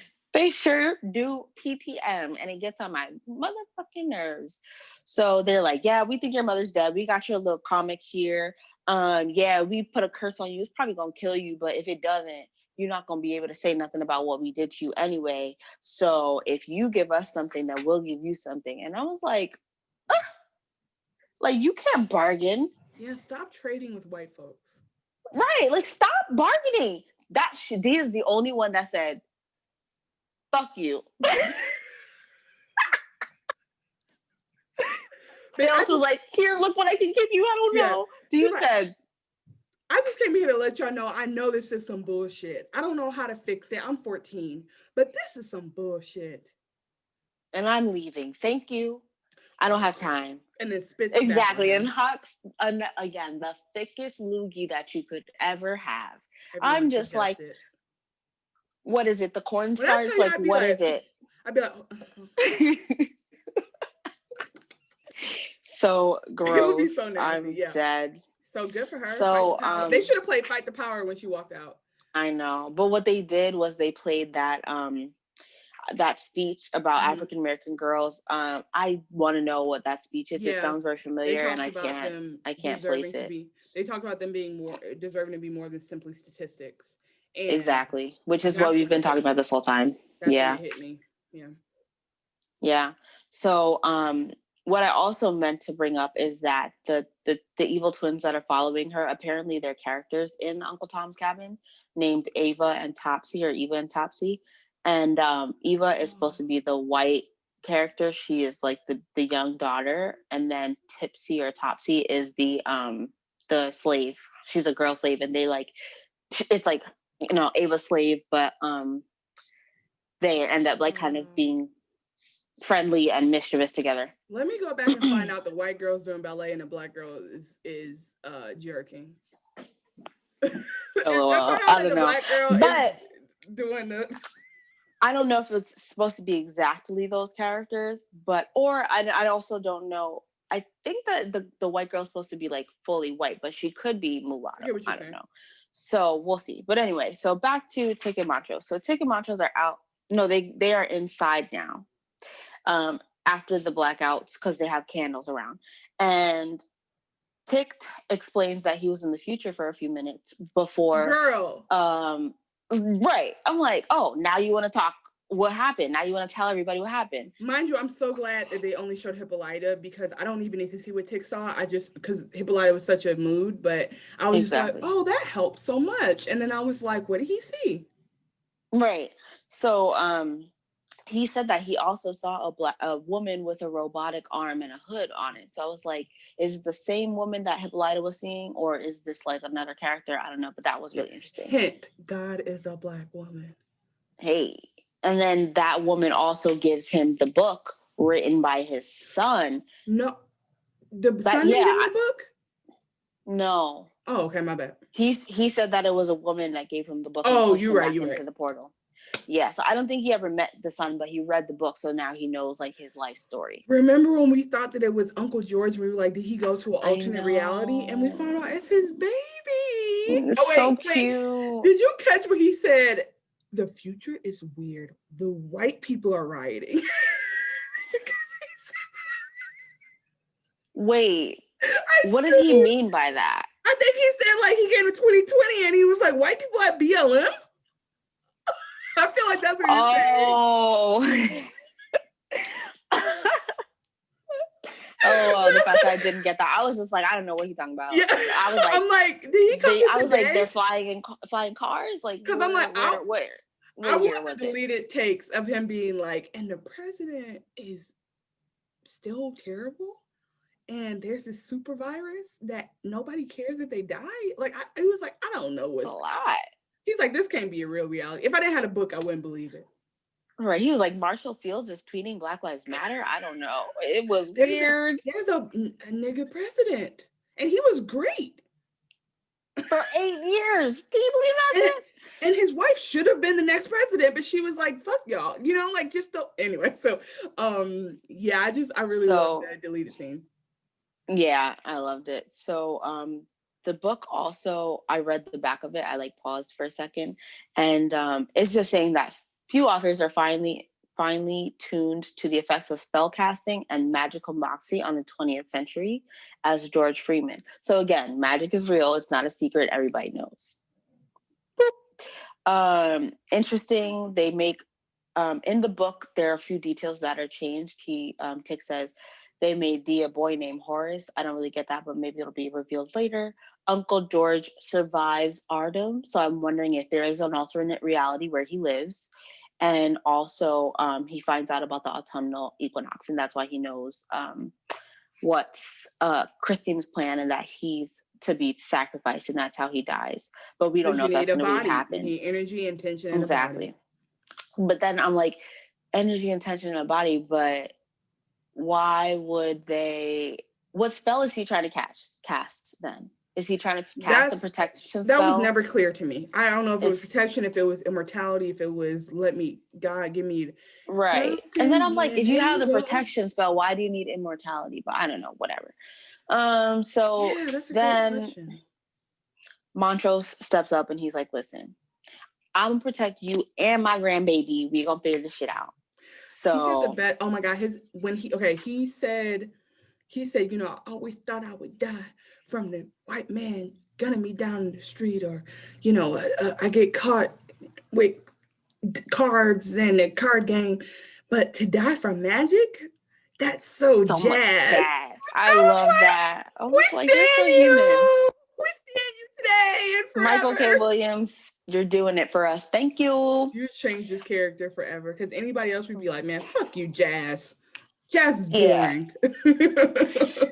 So I think that Tick is really starting to feel like endearing towards his father, because it's like when he's trying to read the spell, and then he realizes tells Tick that he's dyslexic, and then Tick's like, what else don't I know about you, Dad? Like, yeah, he said, since let's when? get to know each other. Yeah, and then so I was like, Trust was like, I have other secrets, trust. I have told you a fraction of everything. I've only given you a few crackers. Yeah, more than Christina. I stand them doing witchcraft in a small apartment in the wake of a tragedy during an intentional blackout. I'm just like, that. You know what? I felt that.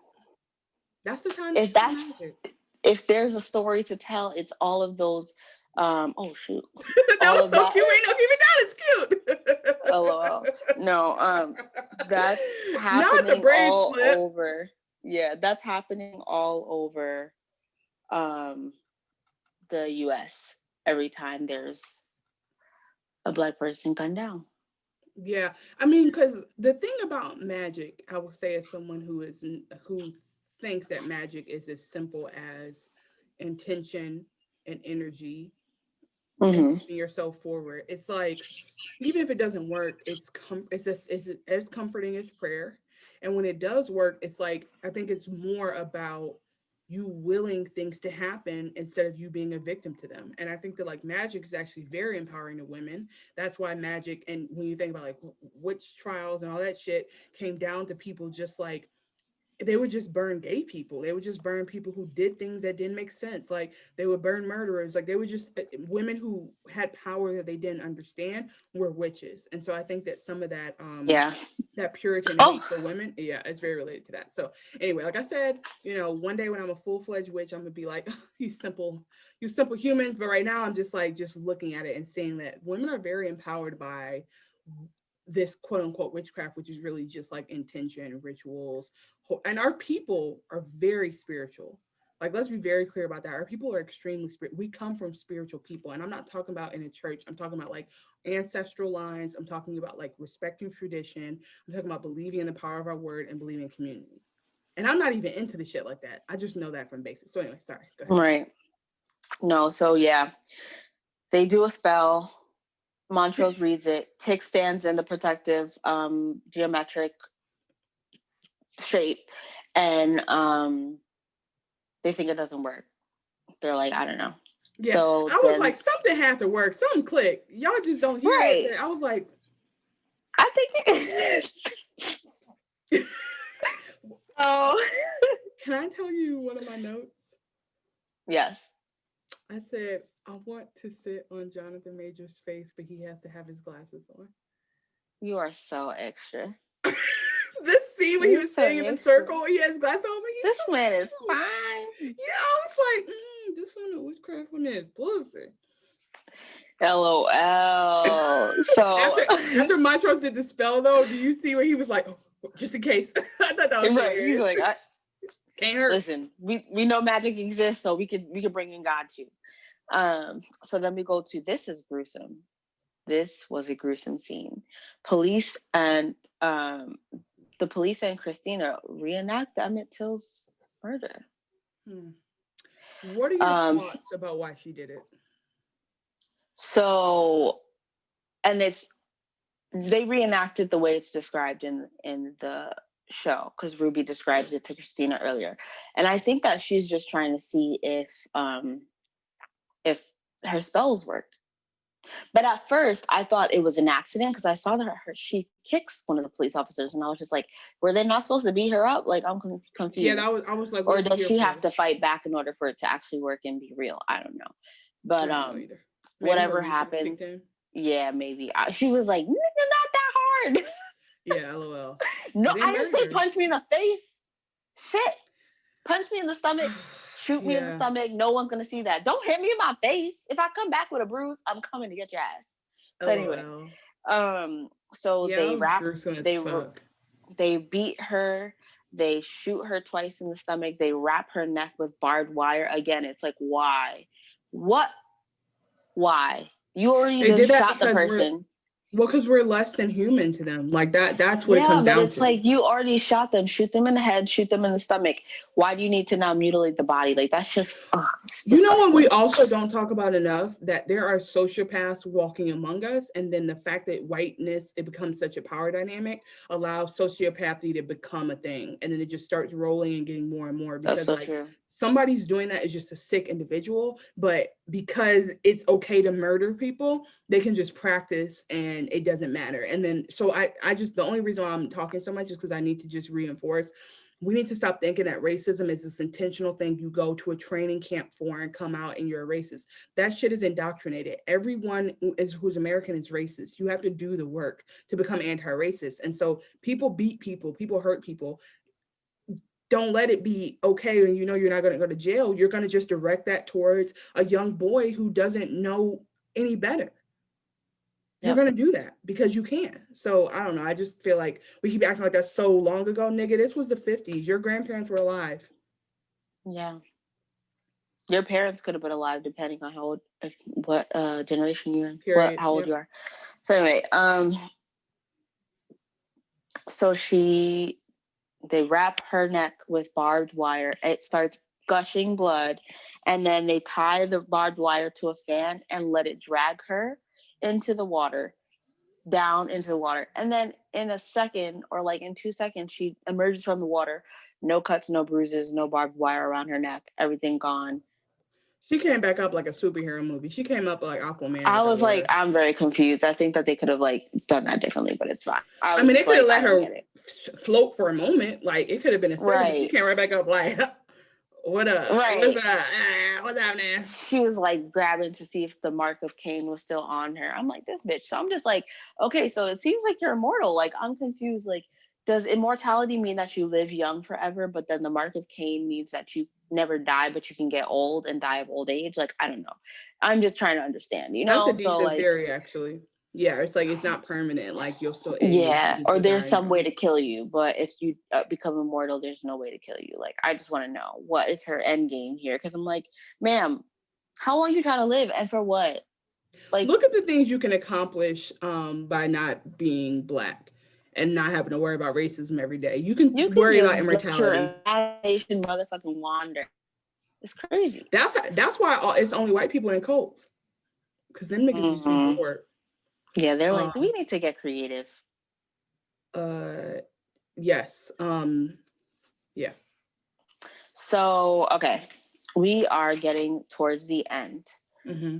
Ruby and Letty are now in the dark room in the bottom of Letty's house, and they're Yeah. talking about Emmett's wake and how Letty regrets not being able to take pictures. And Ruby really gets on my nerves, but like there are a lot of people that once you get on my nerves, it's kind of like hard for me to not get on my nerves. Fair, yeah. Because That's how I feel about Christina. she's all bark and no bite. You know what I mean? Like she Okay. keeps like coming in with this bravado, coming in like, I know how to handle this situation. I'm gonna tell Letty what to do. I'm gonna tell Christina what to do, and she's gonna do it. And I'm like, at the end of the day, Ruby, nobody's doing what you think they're doing. But even in this scene, she's trying to show empathy, and she's just like, you don't have to be, you know, upset because you don't have to let your fear like guide you or whatever. Like, what did she say? Damn, I didn't write it down, but whatever. She just said something about how like even though you're upset, like it's not your fault, that you should like basically have some self-care and don't be upset that you couldn't take pictures at Emmett's funeral. Actually, And I was just like, I appreciate that, but also just like, I don't know. I was just like, you're just trying to like control the situation and just let Letty be upset. interesting. Yeah, the way I took it was like I do feel like it is a manifestation of how we talk about today, like the way that everyone protests differently. And I think she was validating that because what Letty did compared to what Ruby did to escape, Ruby's like, look, sis, trust me, you do not need to feel bad. Okay, we all had to do something out of character today. Like you love photography and you didn't do it today. That's significant. So I do think I see what I agree with what you're saying. I didn't see it in that example, but I do think there's a lot of, and I think Ruby is just a victim of trying to think that she can find a foothold in this system. But she keeps, whenever she has her monologue, she's like, this system is making me feel the same way Hippolyta said, like, I feel less than, like, this shit is bullshit. And so she found a way to try to subvert it by becoming a white woman. But I feel like the better thing is to divest from that whole system. Yeah. And I thought she was about to say that. And then she goes, I'm going to make my own shit as a white woman. And I said, oh, you're so embarrassing. And the way, so going back to this idea that magic's just everywhere, the way that she was like, oh, by the way, I know it all. I know it all, bitch. I'm living with Christina. We fucking together. And Christina's going to teach me. I'm like, she is not about to teach you nothing. Letty was like, sis, Christina is the devil. Literally, she can't even come in this house because she's so fucked up. Like, she can't be in here. Like, she's white supremacy, eugenicist magic. Like, what are you talking about? And she's like, no, but like, we be Ruby is so lost in the sauce. We be right. No, you don't know. She gets me. Because she goes, she's both. She's William and Christina, you know, that's my man and my boo. Like, it's a lot. It's complicated. It's like the fact that and Letty could have. Letty just was like, I don't even. Because Letty could have fully been like, okay, wait, you've been coming at me this whole time, but bitch, we need to discuss what's right. You've been sleeping with a white man, woman, and what? Yeah. So yeah, it was a whole thing. As much sister drama as they have, Letty really doesn't hold as much judgment for her. I think I don't maybe because Letty's been distracted, but Letty just takes her hits and keeps on going. And so I don't know if we'll ever learn the dynamics of like if they're half sisters or not, but I just feel like there's a lot at play there. So yeah, I was irritated by how easily she let it slide out that she knew. Oh, because she's let it slide out, she knew magic. And Larry's like, bitch, you spying on us? She's like, no, girl. Yes. I come and go as I please. I was like, first of all, that's a lie. You are spying on them. You don't even know. You're actively spying on them, and you think that you can use that as leverage to get what you want, and you're actually not worried about or thinking about how that's going to harm everybody else involved. One thing I will say is that out of the two relationships here, Ruby and Lil Christina and Tick and Letty, Christina did try to come forth with everything when the time came. I feel like maybe the reason why Ruby feels so confident is because she said, bitch, tell me everything. Christina told her or made it feel like it was everything. Whereas like Letty keeps learning things as she goes. And maybe that's because the relationship is really real. And when it's really real, it's hard to open up. Like, maybe it's scary. I don't know. But yeah, that scene was really interesting. I'm glad they keep talking. I'm glad they keep talking. Yeah, I mean, as the siblings. So yeah, I mean, I see what you're getting at, but it's still like I said, once someone starts getting on my nerves, it's hard for me to be like, oh, like, I guess, you're doing good. No, I want to hate Ruby, but I can't. Yeah. So then it happens again though, because when the police start knocking at the door. This is when that happened. Wow. Yeah. Then the police start knocking at the door and someone said, Letty, you better get up here. And Ruby thinks that she can handle it. She's like, oh, I don't want you going to jail. I don't want your baby being born behind bars. Let me talk to them. And they just walk right past her. Wait, hold on. This reminds me of the time that this off-duty police officer was bothering us during my birthday party, and you tried to talk to him for me, and we were all high. Okay, yeah, but I will say this. Yeah. I will take this to my grave that I could have handled that situation. I still wholeheartedly feel that. I neither agree nor disagree. I just think it's hilarious that like you just pulled that out and it might be how Ruby feels, but also like I do think, I'm not saying you couldn't have handled it. What I'm saying is that you were drunk and I was high. And so neither one of us should have been drunk. I wasn't drunk. Anyway, moving on. Now you guys get to see a little bit of our situation. That story is like 3 years old now. That shit was fun, bro. We had a good time. It was fun. No, that was a good weekend. Memories. For so, sure. Yeah, but I mean, I get that feeling of being like, I can handle this. Being like, bruh, just let me talk to the white people. I got you. Like, I know how to do the enunciations correctly. So, yeah. Ruby. Hello, hi. My name is Ruby. I work at Marshall Field. Oh, you're saying you're looking for the person who ruined that guy's asshole who's the manager? I don't work at Marshall Fields. I quit the day before that happened. I was actually out that day. I don't know. Marshall Fields who? Right. So the police come in and it's interesting. They say, we heard some Nation of Islam radicals were meeting at your house. The police just say anything. The police the police are like Summer Walker. They just say anything.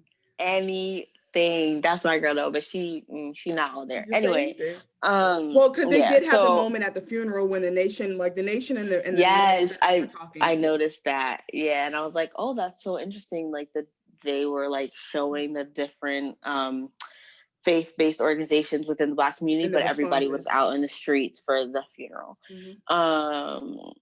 So one cop walks in, and then the other cops get they hit a barrier. They hit a force field, which is because Letty had the woman put a protective spell over the house. So I was like, that's dope. No evil can get in. But that other police officer was not.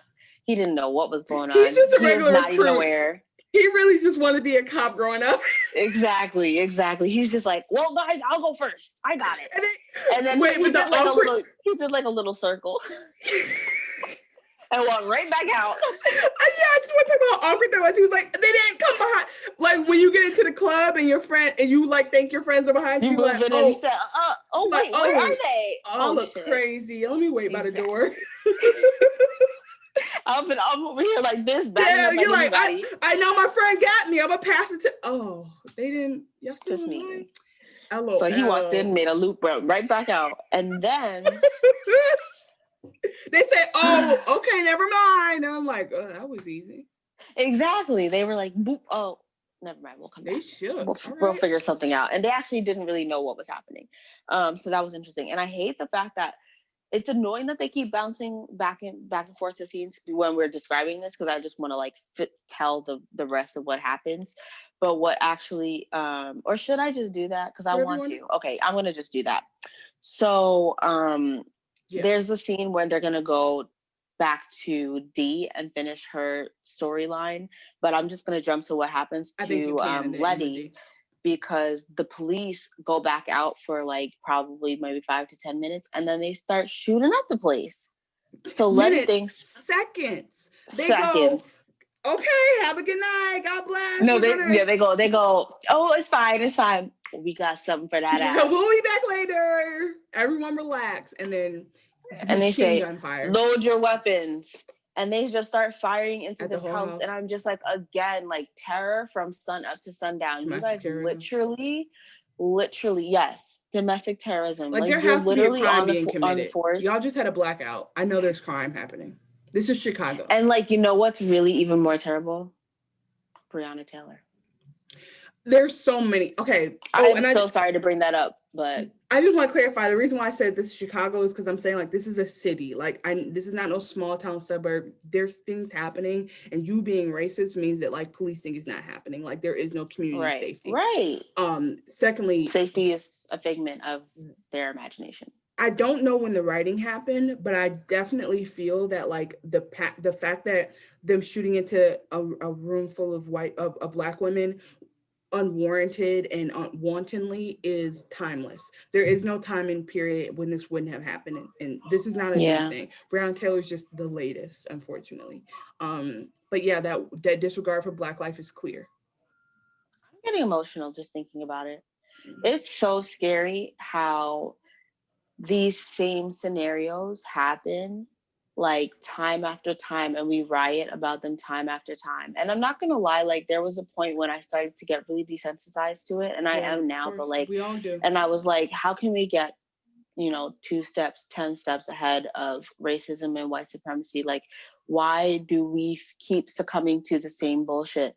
And then someone was like, you need to know your history, you need to read your history. And I'm like, okay, but like I don't think that's how you're reaching the youth. Like they don't know the history, and they're not connecting to whatever stories you're trying to tell them.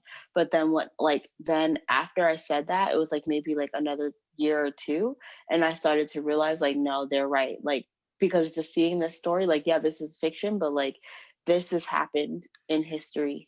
I wish I literally had the book next to me. There was a part of Homie Don't Play That where they talked about a man getting gunned down. Like they talked about the first Black student who got killed during the Civil Rights Movement. Like just these things have been happening forever. They've been rioting forever. Right. Like it's just how we respond. And so it's like that's what's so weird about white people today acting like this is so crazy. Like LA had riots from police. I was alive. So I'm just like, y'all have to stop pretending. It's embarrassing. That's what I'm saying. So I'm like, it's like, let me not talk shit about like where work and stuff, because like I think that they're doing their best, but like I really don't want to hear white people say anymore, I can't believe this is happening, I'm just shocked and appalled. Like, were you not paying attention in history class? No, you weren't. Let's be clear, this is American history. I'm gonna say it every time I get to. The War of 1812 is irrelevant. War needs to be one chapter.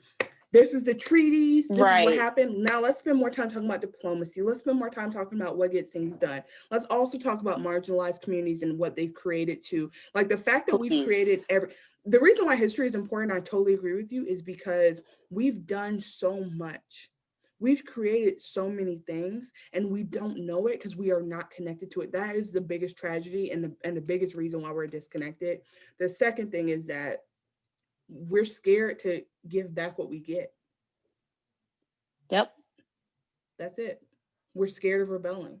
Because I'm like, I can't see a way through. This system is the depths of the system. The part that really keeps the system going is not your neighbor. It's the institutions, and it's the people who refuse to give things over. And it's like, there has to be some, and violence is not guns. Violence is anything that It's like really taking power. disrupts peace. Exactly. So it's like there has to be some level of violence is what has how people talk to Black women. Like that's violence. Like there's violence against Black women every day. So it's like I just want to, this is relevant but not relevant. So like I've talked to you offline about Real Housewives of Potomac and how there's like recently a big fight on it. And it's like one of the more graphic Bravo fights because they really like, these are Black women. So when they started fighting, like there were hits thrown. Whereas like in, you know, the white franchises, they just clawed each other. So she really like grabbed her wig and hit her a couple of times, and then glass came in her face, wine came in her face, whatever. So the point of me bringing that up is the reaction to it was very much like, you just set Black women back. Why would you do this to us? Like we work so hard to fight and not actually fight. Like why would you do that? That's violent. That's violent. Saying that you set someone back because you're now changing the representation of Black people on TV. Like, no, the network actually is doing that. Let's be clear. Representation is so low that 95% of reality shows are white people fighting. The other 5% are people of color fighting. All of reality shows is about conflict and violence. So don't do that, because we've seen all the white people go over tables and Jersey Shore and all that shit. Jersey Shore, yeah. And we've never said, oh, the other meatballs are going to be persecuted because of this. We never said that. You're giving into this system and giving it more power by saying that you can be mad and violent and aggressive, but everyone does it every day. You cannot take on the weight. They literally told this woman that she was a bad role model to her daughter. I'm like, what if she want her daughter to have them hands? That's a life skill. That is a life. When you know you can fight, you are going to take for yourself. Listen, so I don't know, because I'm not saying I go around fighting, but I'm not saying that I won't be the one to tell my kid, like, if somebody put their hands on you, I better get a call because you broke a nose. Right. And I'm not going to be the one to say, don't express your emotions. That's another thing. And let people play you for a fool. Yeah. Especially if it's strangers.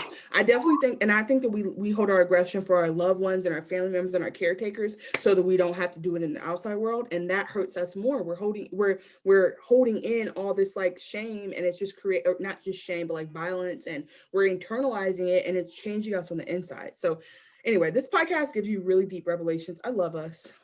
Just wanted to say that. Yeah. So then they start shooting up, and Letty and Ruby hit the deck. They hit the deck, but Letty realizes, she said, hold up. They're all like, oh my God. And then Letty said, I think I might have did something.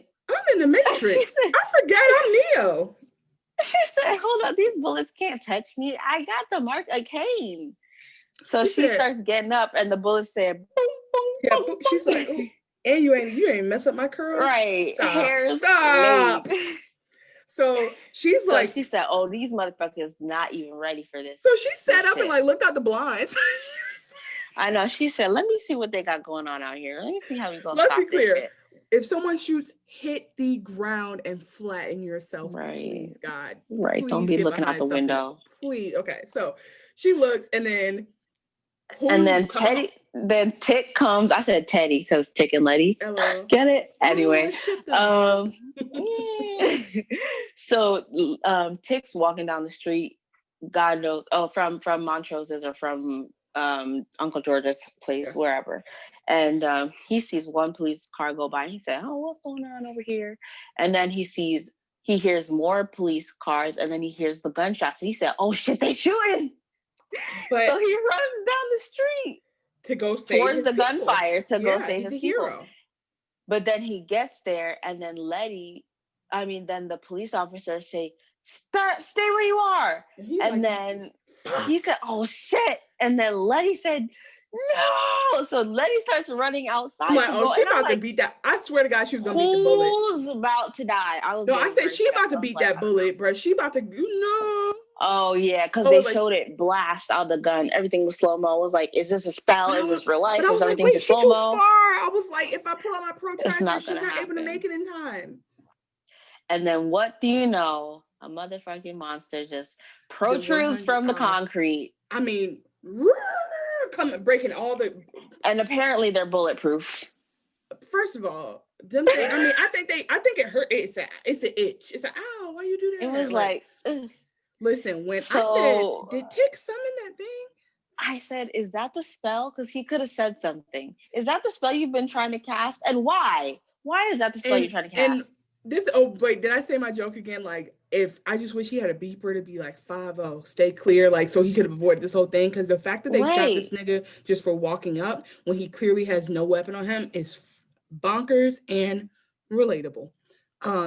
Like, y'all have 12 of you or more. He didn't even say a word. He's unarmed and running towards his home that you're shooting at, and you said stand down, motherfucker. Are you dumb? So remember how when in the church thing and the magic thing, like they were talking about these, like, you know, Lazarus raising from the dead or whatever. So when Letty walked out, I literally wrote down, is this bitch about to walk on water? Like, she about to be Jesus? Like, what's she about to do? Right. Like, what is gonna happen? Her hands are gonna Jesus stretch my hands. Like, I don't know. I'm like, Christina gave her a keloid and she was like, I trust this. I'm like, sis. So I just want to say not a keloid. I'm dying. She branded her and she was like, sis. So here's my thing. The thing I got hyped about is I was like, these monsters' favorite ice cream flavor is police officers. It's about to go down. I said they love them some boys in blue. They sure do. They said, I'm gonna go for the head. I'm gonna go for the arm. I'm gonna get the heart.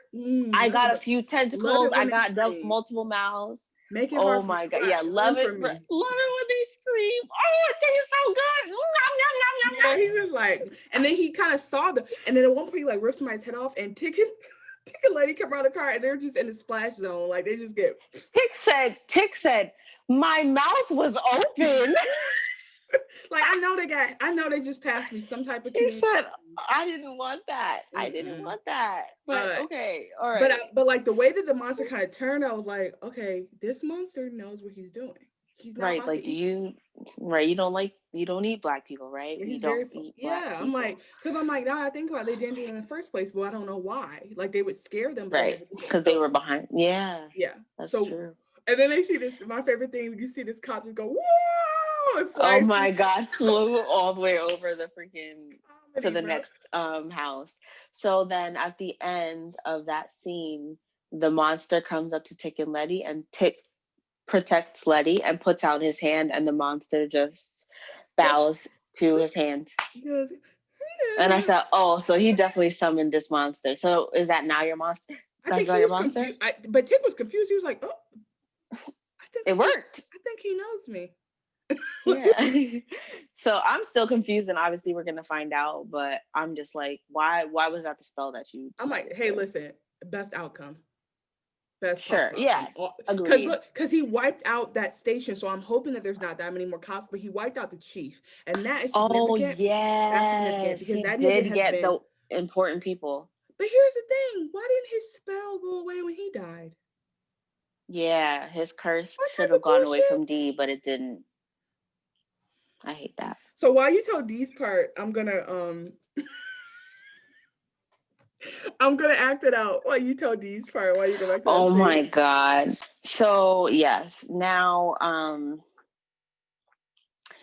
D is, first of all, D is an amazing artist, and I love that for her. She's like, literally, she showed us with the comics, but then now she's like, I'm about to get these monsters. I don't know what's about to happen, but I got my bat in one hand, my pipe in the other, and I'm about to kill these little gremlins.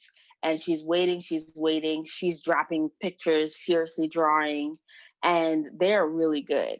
And so then you see one of the monsters come around the doorway, and she said, oh, I got something for that ass. And so the monster comes in, and she starts dancing. She starts moving towards D, and D said, oh, bitch, you wanna dance? I'm not dancing. And hits her with the fucking pipe. And then she just keeps hitting her. And she's like, bong, bong, bong. And I'm just like, oh my God. First of all, I sound like that Soulja Boy story when he's like, and then he came like, pow, pow, pow, pow. Anyway, So yeah, I'm telling it so silly in a silly And can way, I but just like, tell you, I'm gonna go back on mute, but the other one is comes around and there's this point where she's going in the door, but then she turns around, I swear to God, to the camera and goes, ah. I swear to God, she did. I gotta rewatch it. I am dying. She said, ah, "Bitch, I'm sorry, I got these niggas pushing." You say you're not here this pussy. Oh my god. Oh my god. So yeah, do you think she's about to rumble and tumble? But unfortunately, this is really annoying. But Montrose, he knocks on the door. He comes to try to save her, and he actually ends up harming her because the monsters get her, and they end up like stunning her. Either she's in a coma or she's shocked or whatever the case is. But they claw through her arm. He can't see them. And we Yeah, don't think she dies because we see in the previews that they're like looking over her and she has yeah. a blanket And halfway her covering arm is her. fucked. Yeah, her arm is like decaying. So we don't know what's going to happen, but it sucks that the police officer died and the enchantment Yeah. didn't just disappear. How But about how about the fact that this fucked me up? that's the end though. Yes, thank you. I just want to say what fucked me up about that specific Montrose part is like it makes me think a little bit about sanity and what we think sanity is and sanity isn't. Because when someone sees something you don't see, you just try to calm them down. Like with the Ruby and Letty thing, you're like, look, it is what it is. Cool. Yeah. But if he like what would have happened if he could have listened to her? Because he really literally held her back for the spiritual warfare to hurt her. And it's like what could she have said? Like, how could she even explain it? Like, what vocabulary do we have for that? And so it just made me think a little bit about like how we Yeah. can't really process other people's reality. And you can see the pipe was hitting something. Yeah, Like like they come on, like she showed didn't it just like literally stopping. clink, It clink. was like boom. But I think it So also just yeah, that was spoke to unfortunate. there's no physical remedy for these otherworldly things. Like you can't Yeah. just they're not tangible. So it's like she would have needed a spell. She would have needed magic to combat them, I think, or some type of shaman or that, she would need to kill another goat, some type of shit. Because yeah, I think great summary. I wanna know how you felt about my reenactment. I thought that was great. The dancing, Thanks. excellent. The drawing, Thank excellent. you. The Thank you. And yeah, the fighting, excellent. thank you. I just want to say thank you to a Merlin Work School of Improvisation and Comedy. Um, so anyway, yeah, there was that, and I think that you know, what's so I mean, that was first of all, that was some scary shit. I dead ass was like, these hoes are gonna be in my nightmares. They were scary as fuck. Yes. I'm actually, I didn't have any nightmares last night, so knock I'm on wood that I grateful. don't have them again. But I'm grateful. I think that I'm really into horror now. So I I'm don't with think you. this Let's shit's watch gonna phase some me. non-black shit though, because that's why it don't phase me if I know it won't apply to my community. But Oh, like same. the minstrelsy of their characters is what also I think. Sorry. Okay, what also messes me up, I think, is that their characters like the idea of Sambo, the idea of blackface really gets to me. It really fucks me up when I see it because it comes from so much hate and so much ugliness and such an inaccurate depiction of like our people. And so anything around minstrelsy and that like fucks with me because it's so hateful. So then It's grotesque it's thank and you. it's That's the word. violent. It's grotesque and violent. And so then to see these girls also like with some killer dance moves. Like let's be clear, they cut a rug. Like it was like let me tell you though, the part where she was on the bike and she was running from them because I don't know if she was like trying to follow the cop or whatever, but she was running from them and I was like, this is like, why can't we have a Thriller moment? Like, remember a Thriller when the ghosts all stopped and Just they get some just did music, yeah. yeah, like why we can't have a battle? Like, like I that thought she would was gonna dance. I thought she was maybe gonna that's the way to get dance. there. But yeah, I think the dancing is so interesting because it's such a language in itself. And the fact that them girls were just like, look, bitch, we're coming. That's it. That's it. It's gonna happen. So we're just gonna dance our way to you. Like it's just that impending doom. That's the type of shit that makes me anxious. That's the shit I can't watch. I can't watch shit about people getting kidnapped, people being, locked in a room for 20 years and no one knows. Like You can just hear about it after the fact. I barely can do that.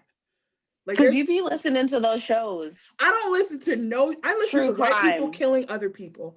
I do not listen. I swear to God, I do not listen to no. If I hear, and then she was kidnapped, I'll be like, oh, next episode. Thank you so much. Like, I just like, I like hearing that like so-and-so cheated on so-and-so and then she killed him, but then the kids needed the money for the divorce and whatever, like that kind of stuff. Yeah, but anyway, that fucked me up. This yeah. And I mean, it's just one of those things where it's like we as black people are so strong, and our coping mechanisms have become our culture. They've really become our culture. And it's like, that's why you can never be us. Period. Looks to the camera. Us.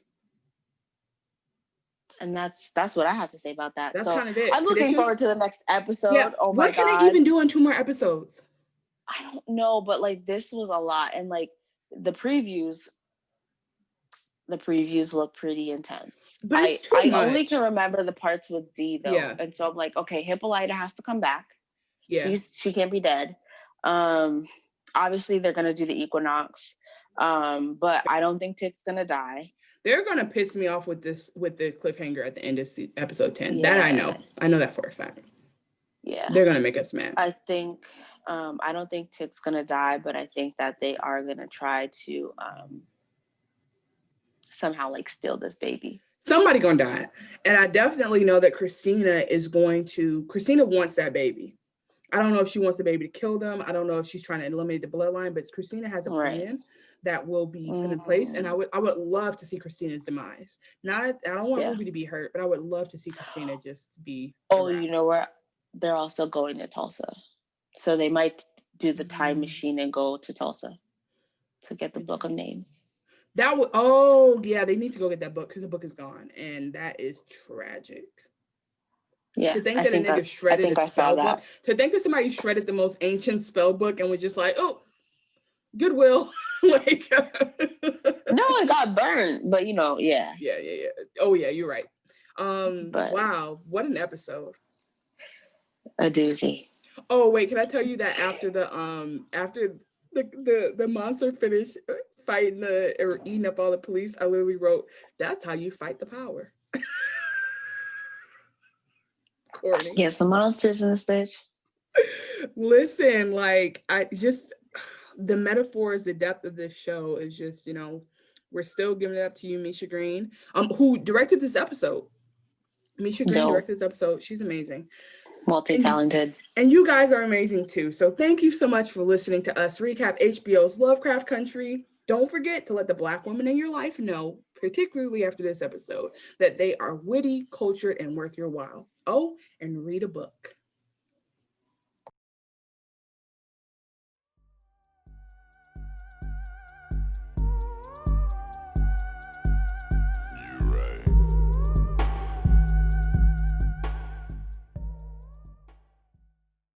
Word. Spesh.